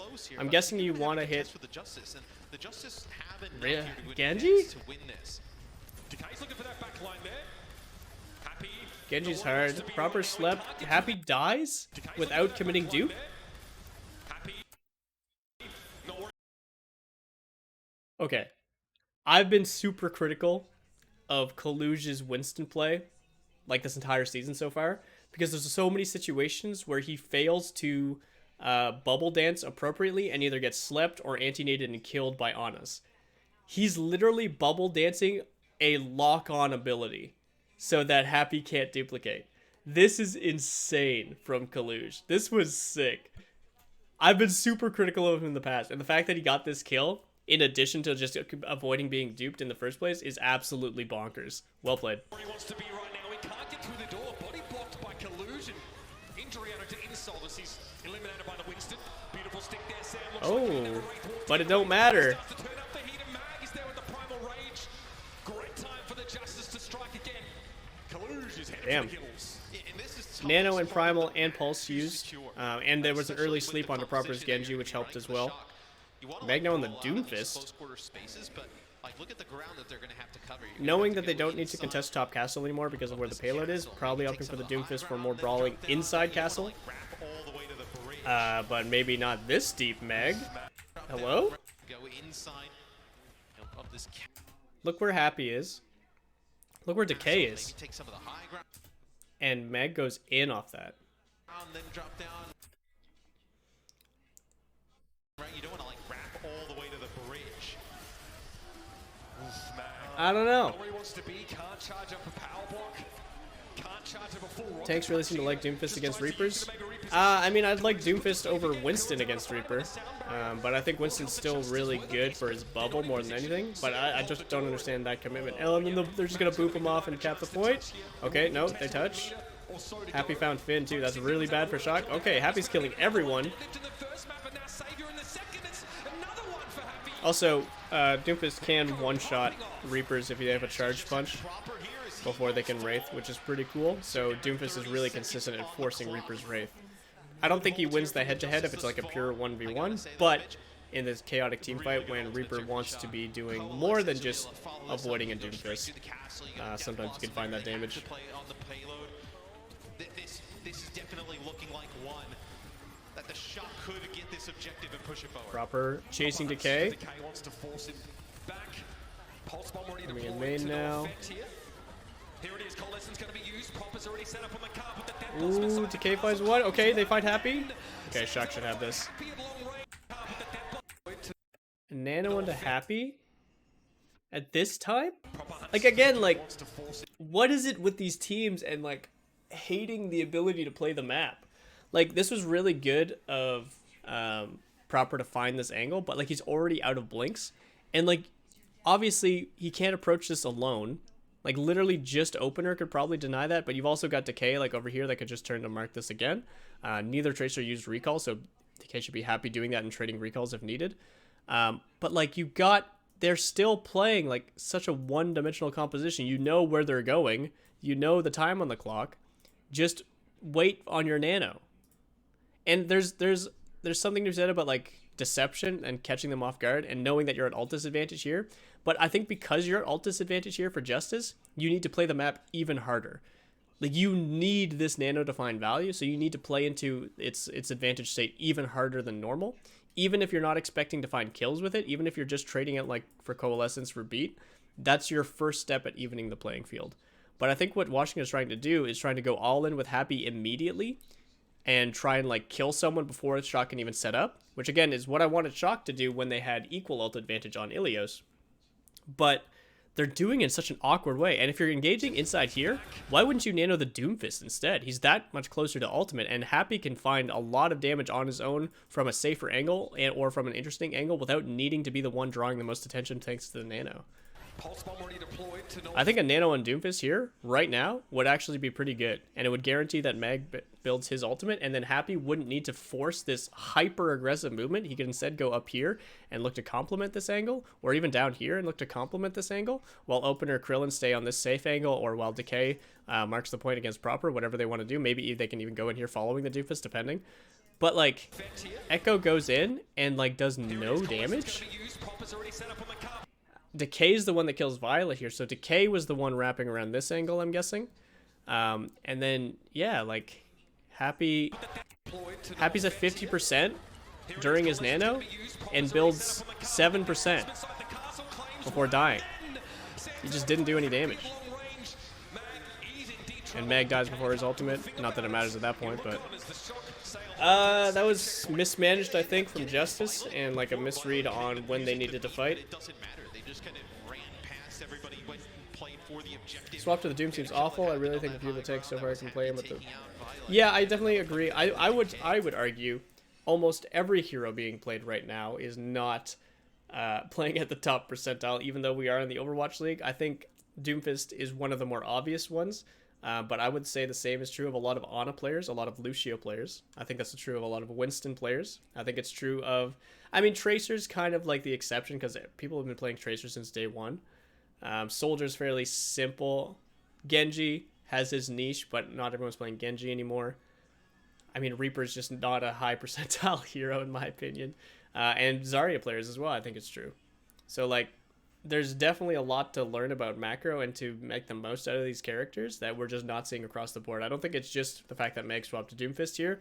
It's that Washington misplayed a lot of stuff there. I understand the Doomfist swap for a couple of reasons. I think the places on the map where they wanted to fight, i.e. inside castle, are actually pretty good for Doomfist in there.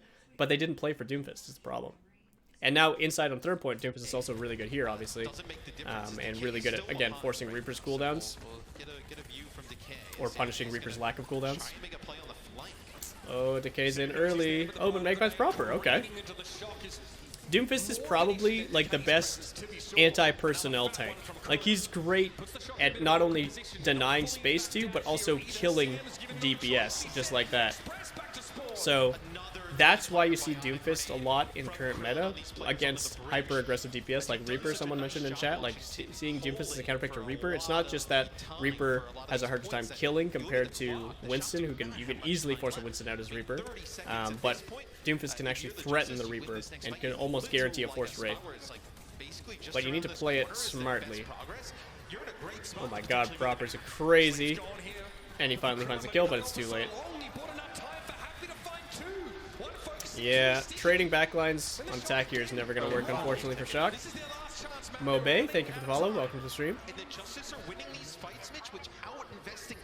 What do you mean by anti-personnel? Basically anti-DPS. A lot of tanks. So what tanks do in Overwatch, and I've got a video about this coming out soon.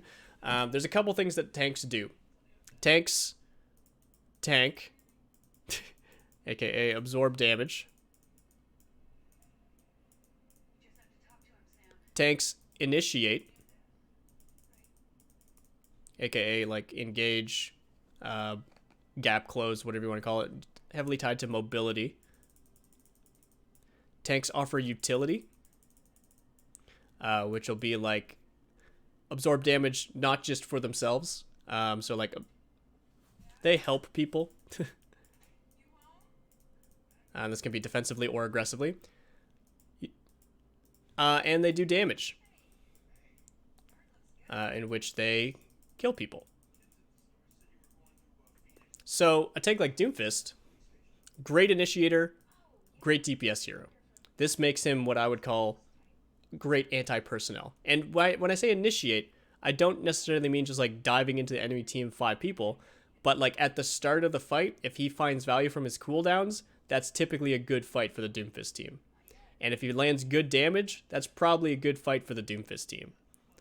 Same with like Winston. You rarely see Winston like in a standard sense initiating a fight, but if it early on in the fight he finds good value from his jumping from his bubble, it's probably going to be a pretty good fight for the Winston team.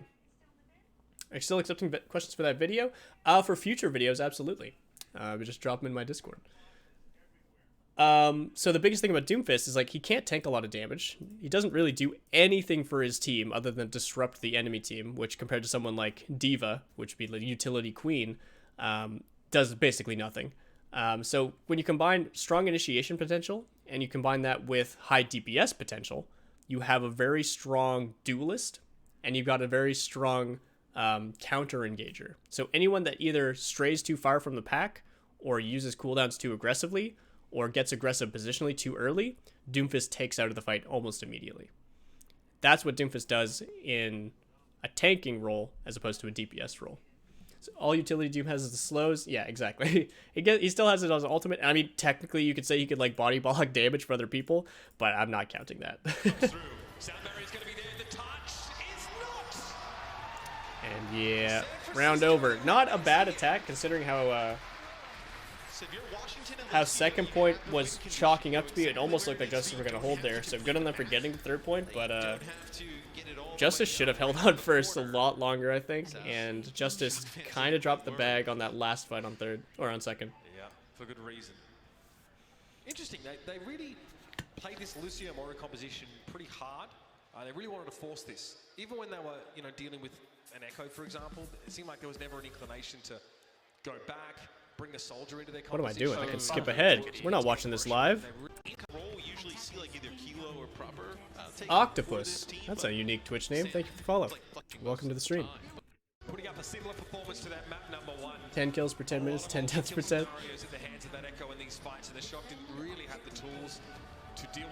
Alright, Shock with a very standard looking defense. Washington mirroring on attack. If you're the Justice, I don't think, at least in my opinion, you don't mind mirroring this, right? How you play today. Mind of Amari, thank you for the follow. Welcome to the stream. Yeah, your execution's looking good right now. Why did Decay force a recall so quick? What's that? I was reading Twitch. With how you played today in this type of matchup, I think you're totally fine with that. What damage were they trying to capitalize here on Sam? How you played today in this type of matchup? They're literally banking this much off a Helix rocket. And I think they were trying to pair this with the anti-nade, but Krillin was just lagging behind a little bit, which is just not acceptable, honestly, at this level. So if this nade had landed, they'd already be dead, which would be really, really good. But I'm guessing Sam was already running. Like, surely they have to know the timing for this. Yeah, like, Sam's already looking relatively defensive. Like, if that Helix rocket hit the floor right where he's standing, and then the nade hit right now instead of just starting to be thrown right now, Sam's dead 100% even without decay follow-up, but they're banking all of this movement on killing Sam off those cooldowns, which is really good if it works. But now that it's falling flat, Decay's forced to recall. Meg's now a bit overextended. He forces bubble. San Francisco, Sam's super healthy. I don't think Finn's used nade yet. They should be pushing into this room right now with an anti-nade. They should kill all 5 of these people in here. Why are they so passive? This puts Decay within striking distance, and I heard that sleep dart go off. Finn needs to make himself scarce, but it's another bio. Meg does kill Coluge. Shock just like looked like they don't want to do anything. Well, the thing is like they're jumping right on top of Finn. Like, there's something to be said about leveraging neutral pressure when you have advantage there, but like you leverage neutral pressure by keeping Sam alive and by using defensive positions, and then you did nothing with those positions. Like, who reacted other than Sam by like moving here? If Finn used a defensive nade, maybe I understand, but like, did Coluge jump? Did Violet amp? Did proper recall? Like, why aren't anyone being aggressive during that moment? He's under so much pressure and he's so low that he's forced to constantly use his biotic grenade on himself. And as soon as the dive comes in, yeah, that was insane. Shock just like folded. Are these the standard holding position for defense? Are there multiple defense positions that teams run, or prefers it one standard? I have no idea, honestly. I haven't scrimmed with any teams in Overwatch 2, so I can't speak from experience. But, I mean, just looking at first point, we can obviously see some power positions. Let's see if I can go back to a better overview. Let's go back to where we saw Sam. Okay, so standard defensive positions, there's been a couple things over the years. So again, thinking about how you want the engage to go as defenders, you want to apply pressure. Actually, we're going to call that step 0. Apply pressure during their setup. It will then go either one of two ways. So we'll call this 1 or 1 during their staging and during their like initial commitment of resources. In this case, they go a little bit faster than usual from Justice and committing their resources here immediately. And then you've got like the 2 response to either of these. And depending on which one you're banking more on and depending on what type of heroes you're playing to capitalize more on, you can set up differently. So obviously they're playing heavily for Finn here on this angle, and I think they're actually playing Sam here almost as a bait to open up this angle for Finn. So what they're anticipating, shock, is they're anticipating a setup 0, maybe a setup 0 here even, and they're anticipating either a movement here to push Sam out. This will be number 1, and then the 2 is their response here with a counter dive and counter aggression from Proper and Finn and Coluge, while Sam, that's why opener is with Sam, so they can run and real fast, survive the exchange of resources, and then take an advantage of their own with the response. The problem is they commit everything and the kitchen sink, and Shock do nothing in response. And Proper changed his position over here as soon as they saw them rotating here. I think this is like the exact opposite what you do. I think you position more aggressively up here, and if anything, you're ready to chase them in case they like try and fall back the same way. The only reason you would have Proper over here is if you're trying to deny them from like this rotation and you're trying to like hit as much at this choke as possible. I don't think you need Proper here. If you're going to rotate anyone over here to control the space more heavily, you would rotate Finn to go for an anti-nade. Mirroring this, right? With how you played today in this type of matchup, I think you're totally fine with that. Yeah, that exchange goes through. They jump. Yeah, your executions Decay recalls. looking good right now. The bubble and the anti-nade hit Mag. Like, everyone's healthy right now. Where is this wraparound? Where's the push from Coluge to bubble behind Mag? You know? Violet being moved to Lucio has resulted in him feeding less. He's picked up a good Lucio as well. He's looked solid on Lucio. Like, Coluge was just like waddling his way up when he could have been jumping behind and isolating Mag. Like, Meg should be dead here. And then even though Meg doesn't die here, I didn't see us use a bubble or a jump. We did use an anti-nade, so I did miss that, so that's my bad.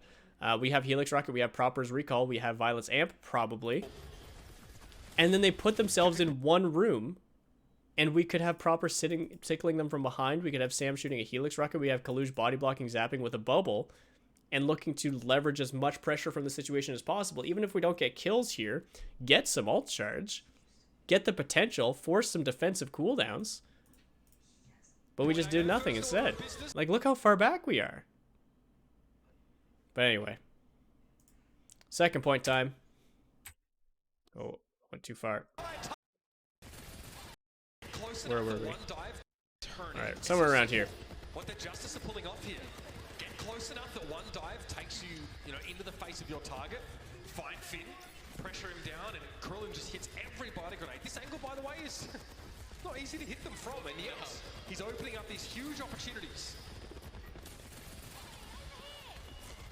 Just both teams kind of good neutral pressure. You want to as defenders here, San Francisco, they want to force Justice to commit somewhere, either in terms of the backline rotating, so if they go through castles, so they can push back and wrap the map, or in terms of Mag committing somewhere, in which case they can either jump the backline or look to punish Mag. So this is very intentional delaying of the team fight.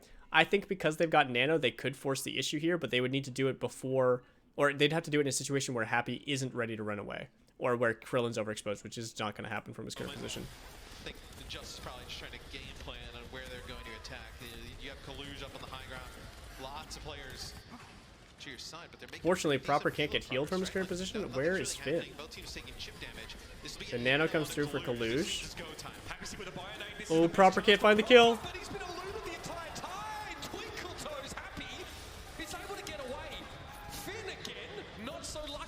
That's so unfortunate. And he's just back in the fight, and Coluge is primaling. Oh man, Proper's pissed. Good kill from Coluge on Krillin. That's actually really important. That's the most important person to kill during this post fight, so nice job, but he's just going to get sped back. So it's not going to matter too much. I don't understand how Proper didn't get that kill. That was crazy. Notice by Coluge after reviewing some specific interactions, he won't dive behind and isolate enemy Winston super crunch, but rather walk up to the enemy Winston, do damage, and he will dive back. Like, that makes sense for the start of a fight, if his resources are the first ones being burned. But they had an anti-nade on him. Like, if they don't hit that anti-nade, I wouldn't want to see him, like, collapse. Or if he was, like, setting up the anti-nade, I guess you wouldn't need to collapse. But, like, you already hit the anti-nade. And they already committed everything. Like, even if you just look at it in terms of Ana's resources, they used a nade and missed. We used a nade and hit Mag, and you're walking up to the team fight after Mag has jumped and bubbled? That's absurd. And I don't know what is going on behind the scenes there to mold that playstyle, but I think that's a huge mistake and a ton of missed opportunity from Coluge. But at the same time, I'm not in there with scrims. Like, it's very possible that, like, we try to force those situations and Coluge dies like 100% of the time, so of course we don't pull it out of the match, you know? But, like, it seems like on paper, it seems like the most obvious punish possible. And they're one player proper. I wouldn't say that. They also have Finn.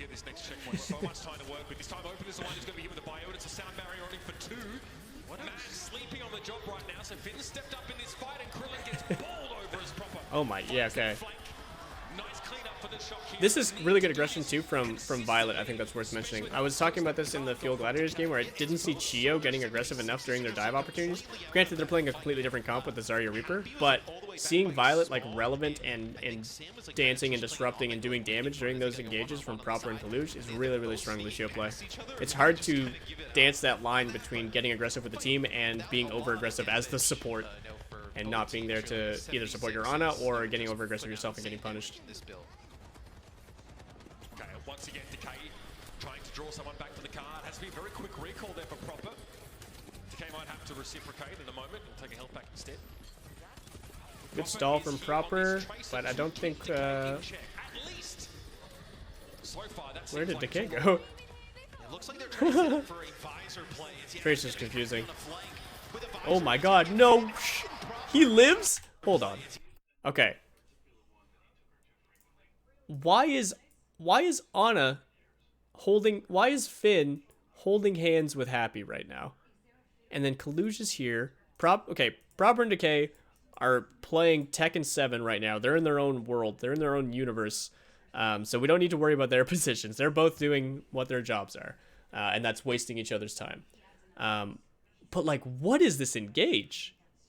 A Nano onto Meg over here? Onto what? Finn getting blindsided by Happy with attack visor? How? Where's Violet? Where's Opener? Where's Sam? Yeah, that's gonna be Happy on a flank. Violet's dead to the... Okay, Violet was over there trying to disrupt their movement, I guess? I don't understand how Finn is there. And he lives. That was absurd. That's second point capped. And then Krillin takes the high ground from them. Where was Sam that whole fight? Like, at the end here is on point, but where was he before this? There's Violet trying to disrupt the rotation. Oh, okay. Violet and Sam were down here? For what? For what reason? Were they trying to get Sam up here with Violet's speed so that he could do the tac visor play? That's the only thing I can understand. But if that's the play, why is Finn there before anyone else while Happy's there? That, I mean, insane play from Happy. Not the first time he's had, like, the absolute god sense of when to find that tac visor play. We saw it again on Ilios earlier, where he was alive with 50 HP, exactly like this, but found good tac visor value. So that's insane play from him. To have that confidence, to have that composure on stage like this, that's really impressive.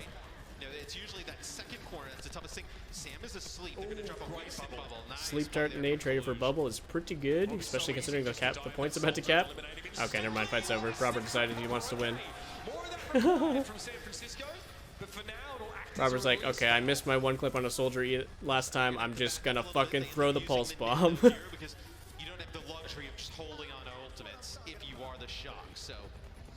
This is a really tough spot to hold. just like how we saw Proper open up that fight with a big pulse bomb. Lots of ultimates on the table here. Could change the game here with a big pulse bomb.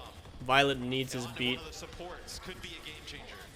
Because like Primal's so scary in such a close space with such a close point cap. This sound barrier as quick as he humanly can. It's Sam ordered away by Mag's dive. Counter dive here for San Francisco. Coluge going to come in for Oh, Happy goes down. Okay. Another reset. From Finn. Yeah, Coluge gets slept, but Proper coming from the other side. 2 big kills from Proper in fights early, back to back. Not bad, not bad. But still 2.5 minutes on the clock. Beat on the table for Shock now, but no more Primal. I'd almost rather Coluge be on Doom if he doesn't have Primal, but hard to make that call. Beat, Nano building, Primal available for Mag. It's not looking good. They're gonna Nano Happy once they have it, or they're just gonna kill Coluge. Happy in that type of situation would be a big investment if you're gonna do that. Really good nade. Again, like, this is good pressure, but like as soon as, like, why did you need to jump? Like if Coluge likes to walk up and jump away, where's that playstyle here? Like why did you jump this? Would be a big investment if you're gonna do that. Nano and Coluge here after he dove. Like the reason you would jump that would be to keep them in this room for longer if Proper sitting from behind, but that wasn't happening. So why are you jumping that? Reactive play from Coluge there. Sound barrier now. It looks like it's on for young and old. The Justice are headed in. Not a great position to be in right now if you're Sam and needs to find elimination. And yeah, just clean up from Justice after that with the Primal as well. Krillin died with Nano, but it's not gonna matter. Just the Doomfist, he power blocks, but he's forced away from the car, and that's all she wrote here in the second map. 2-0 for Justice. Oh, they're happy. Under the thumb. Why would they show the Shock fans? That's so funny. Something in the water here that Justice like. All right. At any moment they could be like. What's the next map? Dorado. More Proper Genji. Kilo locking the Widow against Happy is a bold move. Machak was down maps in the winner's side. San Francisco make the reposition to the high ground. And they'll leave Finn and Violet here. Yeah, now you'll see Kilo switch over to the Widowmaker, and then both teams run the Brig on this map. Brig pretty good on this map to help protect the Widowmaker and the on-up on the high ground. Also, like, the speed isn't as essential in areas of the map. I mean, Happy. You're gonna have to move soon, Happy. You're gonna get grappled. All right.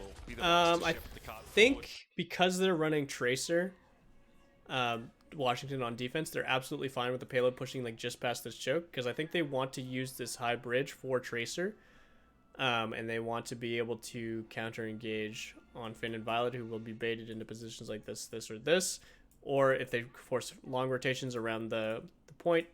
Let's see if we get a better angle to draw on. Yeah, as soon as they push the payload like around here, then these members are going to try and take control of this side, which is like a lot easier for Tracer and Winston to capitalize on. And obviously, like, defensive angles here from Widow, they're kind of the same both on second half and first point, but it's so much better for Tracer here. I think that's why they're okay giving up space while just looking for some poke damage. It's also like longer sight lines here with less ability to close the distance for Proper on the Genji, so I think that's like a slight benefit, but I think this is mainly to play into Decay Tracer. Set up early on. Definitely denies the Justice from trying to play a high ground sort of defensive dive setup, which many teams have opted for. Kilo sidelines here are a little limited until the map opens up for him, so right now it's a lot of keyhole shooting. Okay, looking to catch Kilo with a grapple. The defense first. You stop them here, and you know you put them in a really tough position, which is really demoralizing for the shot going in around 2, right? Feels oppressive fighting up Kilo against this setup. See Kilo like he'll get pressured. He should have Kilo in the vicinity. Again, having to, I mean, right now he's not really covering any of those sight lines. Yeah, you see how Decay can dance around all this area here? Not only was he just like pressuring the shit out of Kilo, so Happy is 100% free to just do damage onto whoever, But now that everyone's forced into this rotation while Coluge pushes point, like Decay can just cut these sightlines off, or if they opt to turn and engage in here, Decay can also follow that up. He's able to harass, go back, annoy Kilo a little bit, and just start rotating through here, but that's a good start. Okay. Shocker just finding shit, though. How does Violet kill Krillin? Like, how... That... Mag... Look, again, this is the Ilios conundrum. We're holding this side so that we have pressure when we collapse inside here. And then, as they're rotating through here, Ahishi, thank you for the raid. Welcome, welcome, new viewers. We're about to yell at Washington for absolute terrible planning on their part. So this position is safe. It's especially safe against Kilo's Widow. And obviously the only threat will be if they're able to close the distance here, or if they're able to close the distance here with Winston jumps and Genji dashes. So why is it that as soon as these members start rotating here, their support line, instead of trying to punish that with body blocking and anti-nade and shielding from Brig and Tracer collapsing, Meg jumps away. Right now, he's not really covering any of those sight lines. Decay is able to harass, go back. Explain. Explain yourself, Meg. Annoy Kilo a little bit. And just start and then, like, instantly, they run up and they kill Krillin. Did they anti-nade him? No, they didn't. They didn't even anti-nade Krillin. Did he nade himself? Nope. Like, there's no chance they didn't know those people just walked into that room, right? There's no chance. That doesn't happen. And now, like, the collapse is there, but now you've got... Oh, shit, there's Kilo. Now you've got no damage, because Decay's not as aggressive as he could be, and you don't have your support line healing you, so all this damage you're taking is permanent. I guess not if you're primal, but... That's insane to me that Meg just jumped away. He wasn't low HP. He must have been trying to jump Kilo for some reason, despite, like, Kilo not being an active threat. Oh, wait, hold on. Happy's still a character. Are they actually gonna hold this? Okay, hold on. I was too busy being mad. I wasn't actually thinking. How many of the Kickoff Clash matches you plan to review? Every single one of them. If I have time. Over the next 2 weeks, I'm probably gonna try and do 1 or 2 matches a day. This one's probably gonna be the only one today because I started a bit late and because this is a bit of a long one. But yeah, I'm gonna go through all of the NA matches, and then if I have time after that, before the league starts back up, I'm gonna tackle a few of the APAC matches. What's clapping? So Happy kills Proper. Happy is still just in the window here. He's been here. He's been on this side of the map the entire round so far. He needs to be a known threat, and I'm surprised Kilo isn't pressuring him during this moment. But he kills Proper, and then he kills Finn. Just really nice shots, obviously. But it's because Shock is like 100% focused on this team fight over here, and they're trying to like instantly win this. But then the Nano onto Mag makes this really difficult, especially I think Finn was like trying to get an angle to Nano Coluge, maybe even Nano Violet, but Violet gets purpled, so that's probably not the best idea. But that's insane. Group, hello. Good vibes. Good enough. I've been questioning a lot of decisions of these teams, but it's a good time. That was absurd from Happy, obviously. Can't always expect that. If you're shocked, but this was crazy. And again, like, they know where they are. I mean, that's crazy. They must have thought he was like further back. But yeah, holy shit. Nice shots from Happy. Oh no. There's no shot Washington is this bad at starting fights. Bio hits Proper and Coluge. They're collapsing with Mag, dropping in behind. I don't know where Decay is at this exact moment, but he should be right here. And like, why aren't these members just running forward? I guess because they know Coluge has Primal. If they had rallied, they'd be running forward. I guess this isn't okay. It's just that Mag gets slept. And Decay pulse bombs the floor. So Decay is there, he just doesn't do anything, unfortunately. That's so unlucky for Justice. It's just so mistimed. Ooh! Proper, okay. Okay, Proper. Your turn, Happy to get headshot. It'll be the Shock. Take this first point. Decay kills Kilo on the other side of the map, right? So you see seemed like the Tracer, DK's just spawn camping Kilo. Battle, they were right up against each other. Decay just on this flank. Like, I wonder if he's actually just going to try and spawn camp Kilo at this point.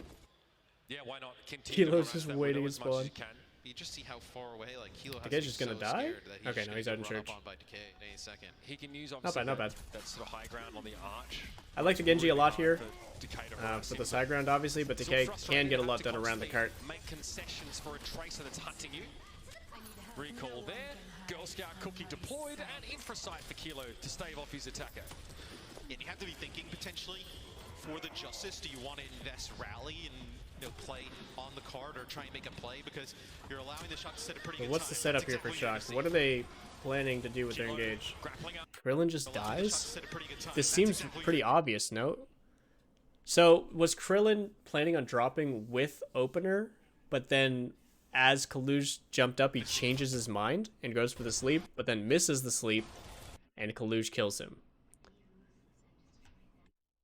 I've given a lot of praise to backlines like Finn and Violet, but especially Gladiators with their backline Funny Astro and I forget their name right now. But like there's a lot of really strong batlines who show their synergy in just the fact that they never pop up in the kill feed. Shoot, yes, thank you. So to see a situation like this from Opener and Krillin is like pretty unforgivable.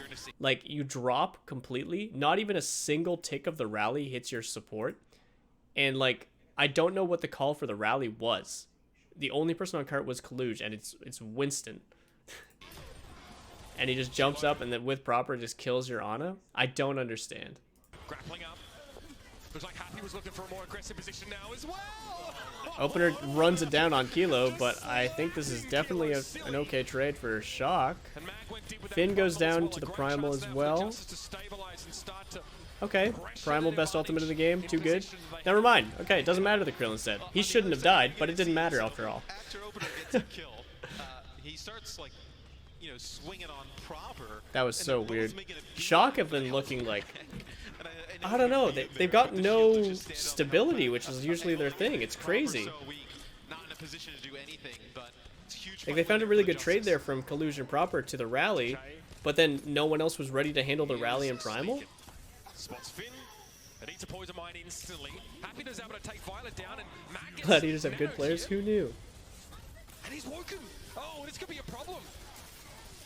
Finn goes down early. I'm not sure where he was trying to go there. Yeah, Mag pushes in. If you're trying to get church control for your Ana, I don't know why you wouldn't just go bottom right. Being drained off the clock here by the Justice. Safer sightlines for Widow's support. I guess you could also go wide left here and then flip into bank. Kilo moves away from the Widow, But that's going through a lot of choke points. Interesting. Kilo on the Ashe. That high ground, right? I don't know if he's worried about taking the Widow duel, but I don't like Ashe as much on attack. Obviously not as good in It's a lot more limiting. Yeah. He's But Bob could be good. trying to hedge his bets here. Ashe obviously still has a strong one-shot potential with like a scoped into or unscoped into scoped or vice versa.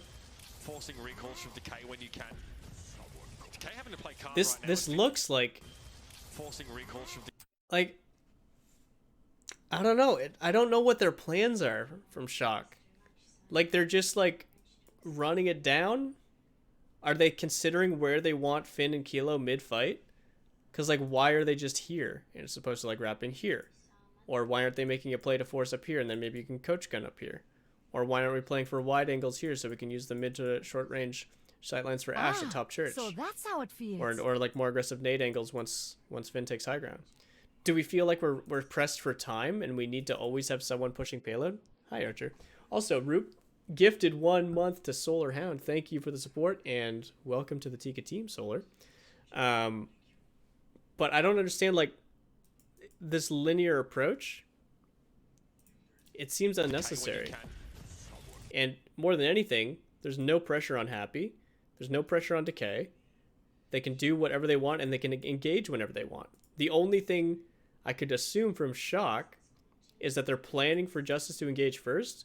But if you're letting Justice engage on their own terms, you have all these ultimates. Maybe they're just fucking throwing ultimates on card. I don't even know. Decay having to play card right now and finish absolutely scared of where Happy might pop up next. Decay Okay, Pulse Pump finds nothing.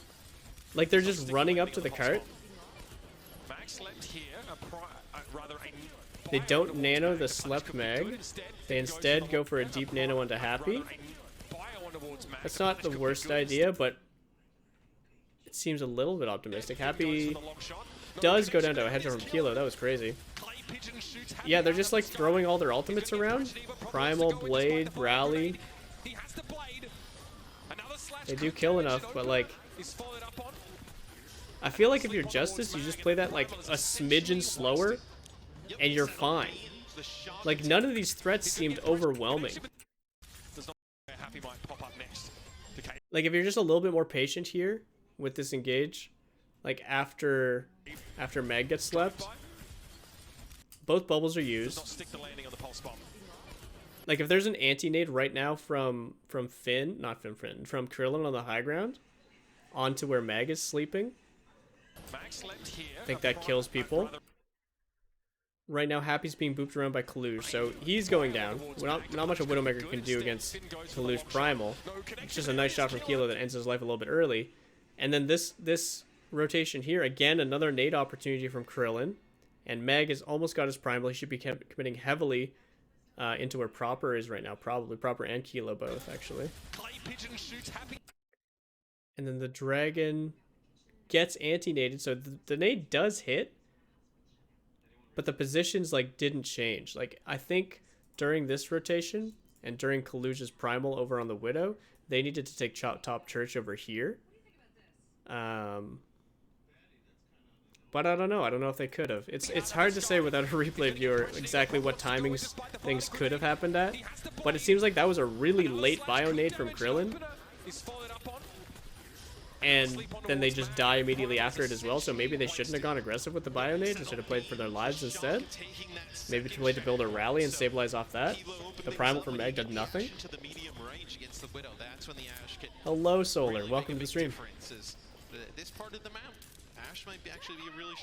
Very confusing stuff from Justice. It seems like they're just a weak team, unfortunately. There's a lot of little things that don't quite add up with their cooldown usage and their positioning pre-fight. And even though Shock doesn't seem to have a lot of depth in their fight planning, it doesn't matter when they've got more ultimates. And that should never be the case. Like, you should be able to force space, but you should never just, like, force a team fight and a point cap with just ultimate pressure and just thrown down main. That seems absurd. The Justice gives some ground. I mean, the insta-kill on the opener, though. I mean, he gets Nano, just dashes right through his Coluge. Heal the bionic grenade, not enough to finish him off. Ooh, that's a good kill for Justice. But traded out for Decay. That's really good for defenders still. The spawn camp, or the spawn advantage is too strong. Oh, Meg getting bopped around. He's going to be forced back soon. Mac controls the high ground now, so he's happy to build some ultimate, put some pressure on that backline. He wants Finn. Bob coming in from Kilo. Maybe he's not going to be forced.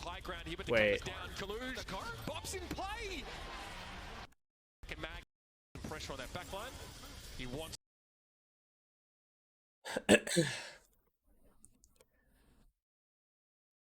Where are you going, Meg? You're at full HP. What are we waiting for?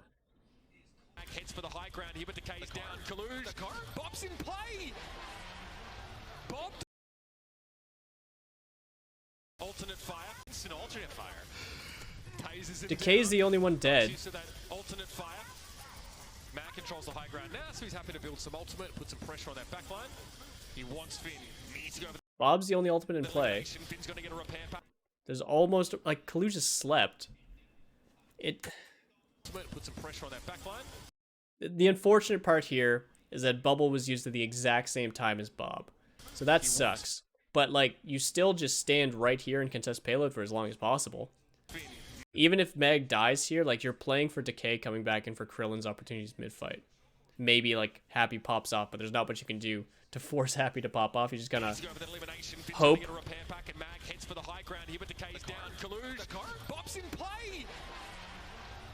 Did Opener's...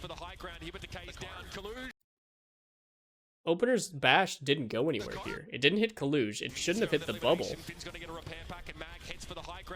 Why does this not go anywhere?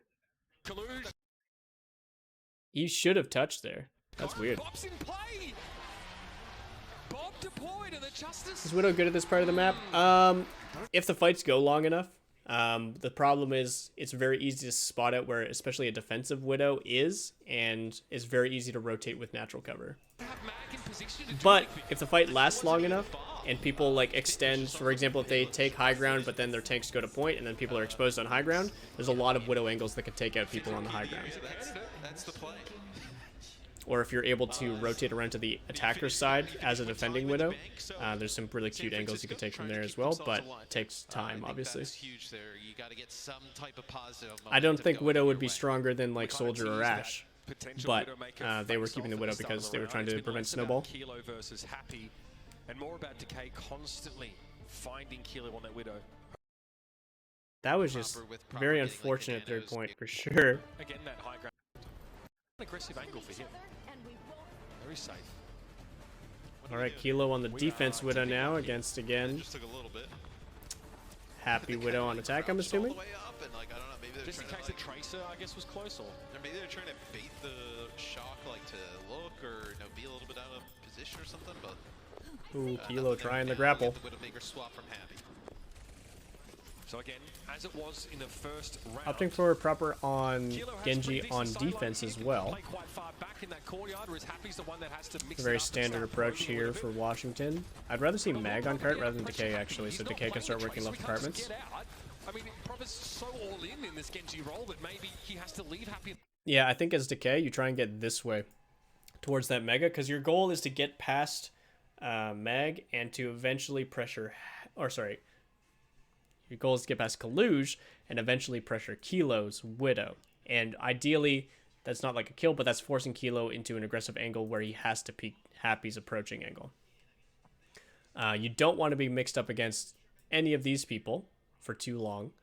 At best, this duel can go in your favor over here, but it likely doesn't net anything mid-fight, especially since Genji will have the healing angles and you won't as Tracer. See, I'm more And yeah, thinking about how recall can burnt. Decay put the pressure on Kilo, right? Because you're going to have to play through some of these close chokes, right? Almost took his damn head off. Easy to just get lined up by a Widowmaker, get headshot. Not as many like flanking opportunities here. On the I attack. see one. Kilo knows that at some point he has to try and stake his authority here. Winston, again, like this seems so shallow. To shove both Winston and Tracer through this choke, and now Coluge is just going to body block, and now the anti-nade hits Opener? Wait, Opener's up here. Or up here, sorry. I would assume the anti-nade from Finn and the Violet push would come in right now, but they instead found one on the high ground, it looks like. That's not bad, but ideally it'd be there to punish Mag right now. Wait, Coluge dies? What? Wait, why was... Hold on. To try and stake his authority here. I like this, the body block, so that these people can collapse, but Can't play passive angles. he jumps in after getting antied? Hello? Proper gets so low. Oh, Coluge is done. Bionic Ray connected there. and he Really tried nice to get bio away. from Krillin, but like, why Justice the saw fuck did opening, though, they went for it. Coluge jump in? Oh, geez, that's quite a And big there's point Decay up to killing it. Violet. Can you get any more? No, fight win for Nope. the Justice here. So, okay, Kilo answers back with a headshot on a Decay. You have in for sight now. Finn, huge bionic grenade over Really the good jump. kills from Kilo got a Sanfran. second on a Krillin. Now he's getting some work done. Happy knew Infrasight was active, so he sort of fake picked up. Oh, just wait. He was not even thinking you'd be there. Oh, just give yourself a second, Kilo. You'll have a Where could he have Nano. jumped instead? Backwards. And he would hit the healing angle. Or waddle back into his bubble and then jump backwards. For the shock for the next fight, maybe you could use it to build up the blade, or maybe use it. This was the shortest route to the backline, but he was purple. It didn't matter if he was on top of his backline. The Justice is, He needed to get away from the damage. found a little bit of an angle here, a little bit of a route. You see him on your screen, just trying to take this flank all the way up. It's like, yeah, it looks like Kilo, he knows. Oh no. Poison mine. Oh. Has to be a recall there. Otherwise, Decay dies to the ticking poison. Good play Still from wants to Decay pressure Kilo. to anticipate that. Happy enough to get his hand. Oh, you're kidding! Another Nasty. flip-over. Happy's pissed. Happy is no longer happy. That is unreal. Talk about return to sender. Yeah, you know, how many times can you replicate that? Ooh. He's able to do so. A really late blade. Okay. I thought this was going to be cool. Okay, let's see. So Meg and Decay are both committed in right now. And Krillin and Open are trying to catch up for a nade and for healing onto Meg. Probably on a single dart on Decay would be more than enough. So instead of trying to peel back, this is like proper playing main tank right now. And opting for an aggressive... Oh, this is timed with Coluge's jump as well. But again, still so many times... That one bubble dance against the Echo was really impressive, but still, like, Coluge getting antied in this kind of situation, like, needs to not happen in order to find maximum value here. And I think as soon as we see how shallow this bubble is for Proper, like, Proper, I think, wanted a bubble right here, because then he'd be able to kill both these people instantly. But I think as soon as you see this bubble, you no longer force it, and I think you definitely don't force it onto the Brig out of both of these characters. That's rough. 2 reflect headshots happen in the same map. Damn. Opener, so Proper ends up using the blade as the payload moving here. Now we're in the same boat as you, gang, at the moment. Coluge has primal, so he's okay. Krillin should die here. As for those Happy should die here. Probably know what's going on still as Coluge able to find Oh no, you popped him out. That's okay. Really good hold from Sanfran, especially after losing Proper that late. Proper coming back on the Tracer to get back faster, but also probably because he knows he's not going to have time to build another blade if they full hold this map, so get more done neutral-wise on Tracer can help mark Decay. Early grapple use. Okay, Mag has primal, so this is okay. Flipping sides, he's going to go back. Don't get slept, Mag. Proper finds Krillin. Opener dead. That was a huge anti-nade. Look at that. Krillin and Opener purpled from Finn here. That's them in there. And then, yeah, just some tickling damage from Proper from behind. And then the follow-up kill. Really nice engage there. That's what I wanted Decay to be doing. That's exactly what I wanted Decay and Krillin to be looking for during San Francisco's attack, and they just never found it.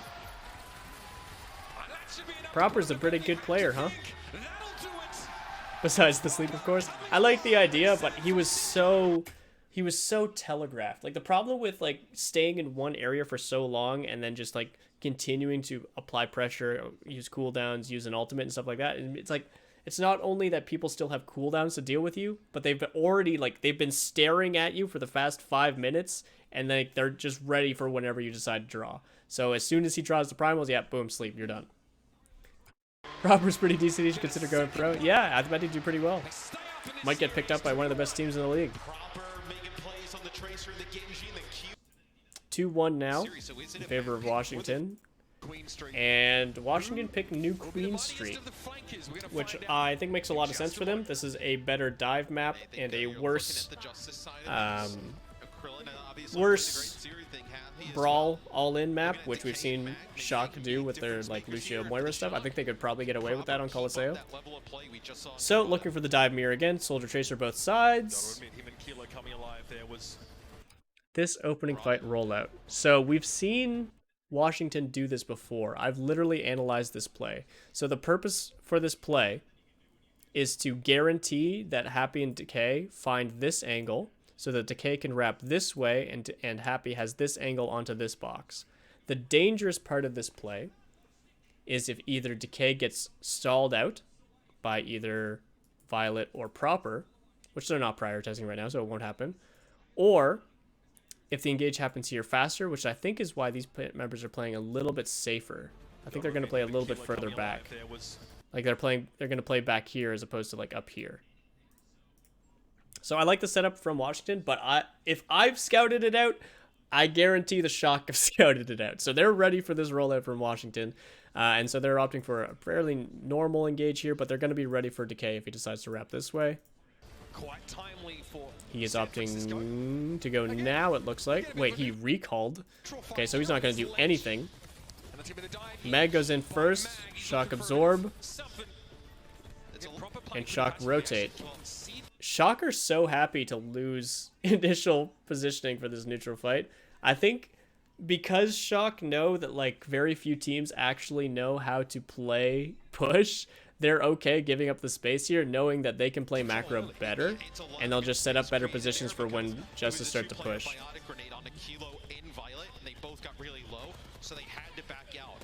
So even though positional advantage is still in Washington's favor right now, Shock are going to find a rotation up here and force these members out before... So what needed to happen right now is as soon as they see Shock back out, instantly Washington flip to prioritizing this side of the map. Instead of prioritizing this high ground, which is only good for the first fight where the robot's literally right here, as soon as you start pushing the robot on either side, this side of the map becomes infinitely more important. Not only is there the mega pack and more natural cover here, but you can develop and hit more advantageous angles even as Soldier from inside that building as the fight develops. So the fact that, again, this is like the 5th time Shock have done this. Again, if I'm analyzing this, if I've scouted this, Washington need to have scouted this.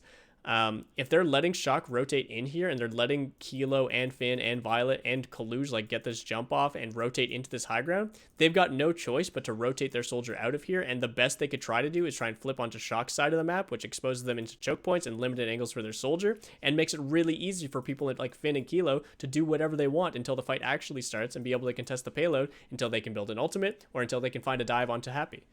So, let's see what Shock do with this position. One biotic grenade. Very aggressive early from Proper. I don't like that. They're actually exploding out really fast. I haven't seen this before from Shock. So this is more aggressive than they usually play. Usually they'd play for up here and for getting angles. Like I think this angle from Proper is really, really good, but he went a little bit before the pack, which maybe is triggering this early engage. But I'm not sure. So I actually don't like this from the Shock, because now where Shock is fighting, it actually makes Happy's position really, really good. Look at all the damage he's doing basically uncontested. It's really hard for Proper to get up there. Kilo can't get any angles on him. And Coluge, obviously, if he jumps that deep, he's going to feed. And now they've given up their priority room. Good. Oh. I was about to be like, oh, wow, really good defensive play from Happy to get away from all of that. But then Proper out of the fucking wood, like, is he on the screen? Nope. Is he on the screen? Nope. Is he on the screen? Surprise! Where did he come from? He would have been wrapping all the way around here prior and then probably like double blinked or maybe even triple blinked around the coast. Holy shit. But Decay takes down Coluge. That's going to take down a lot of forward pressure from Shock. So Washington should be able to stabilize here even without Happy. Yeah, Meg finds good value, and the Kilo lives. That's a nice sleep from Finn for sure. Meg forced out, and that burned Nano as well. Krillin? With attack visor, and he's gonna pop it now. He knows how important it is to stop this. I mean, obviously he must not have had nade, right? Yeah, he didn't have nade. He also didn't have speed from opener, but like, don't stare down the barrel of the gun. Potential push. Oh, Krillin couldn't get away from it there, and now Kilo could drop in behind. This is what I mean by like macro play on a map like this. Like, it's not enough to have a stable position for right now. You need to anticipate like how the fight's gonna come, what resources Shock's gonna expend to create space, and how you're gonna give up space or retake space to equalize that exchange of resources. You can't just hold that high ground forever and call it a day. Especially not when you should have advantage. What are you aiming at? MP3, yeah. So much positioning. As the bottle move quite fast back to the barrier. Shock are just going to cap this advantage and probably give up space based on how they were hovering on payload. The Shock going to get about the same, probably a bit more here, yet they will take the lead. I imagine they want to prioritize the Mega Room again. Proper's in there. Oh, no, they go deep. Okay. Shock's more aggressive than I thought they'd be. Again, like... Okay. This is why. I didn't see this. Yeah, so they set up Finn for a good nade. They nano monkey in, even though Coluge gets antied. Yeah, you're done. And again, like, as Washington, I think their biggest mistake is just, like, trying to go here, the path of least resistance to the point, which doesn't matter at all, instead of prioritizing good space here so that Kilo and Finn can't do as much as they're doing into this room. Like, why would you think you can just... This is the equivalent of, like... What's a good Koth map example? This is the equivalent of Busan Sanctuary, just ignoring the drum on the right side and ignoring the walls on the left side and just running it down straight to point and hoping for the best. And then you get you get absolutely gangbanged as you're getting to the point, right? Where even is Finn? Finn's like on the most passive angle possible back here, isn't he? And he still finds this nade? That's not allowed to happen. Like, he has to be on that relatively safe angle, and he hits both these higher priority players. That's illegal. That shouldn't happen. My God, the 5 gifted subs. Thank you, thank you, thank you, thank you, thank you. And welcome new subs to the Tika team. Thank you, Pixel. Much appreciated.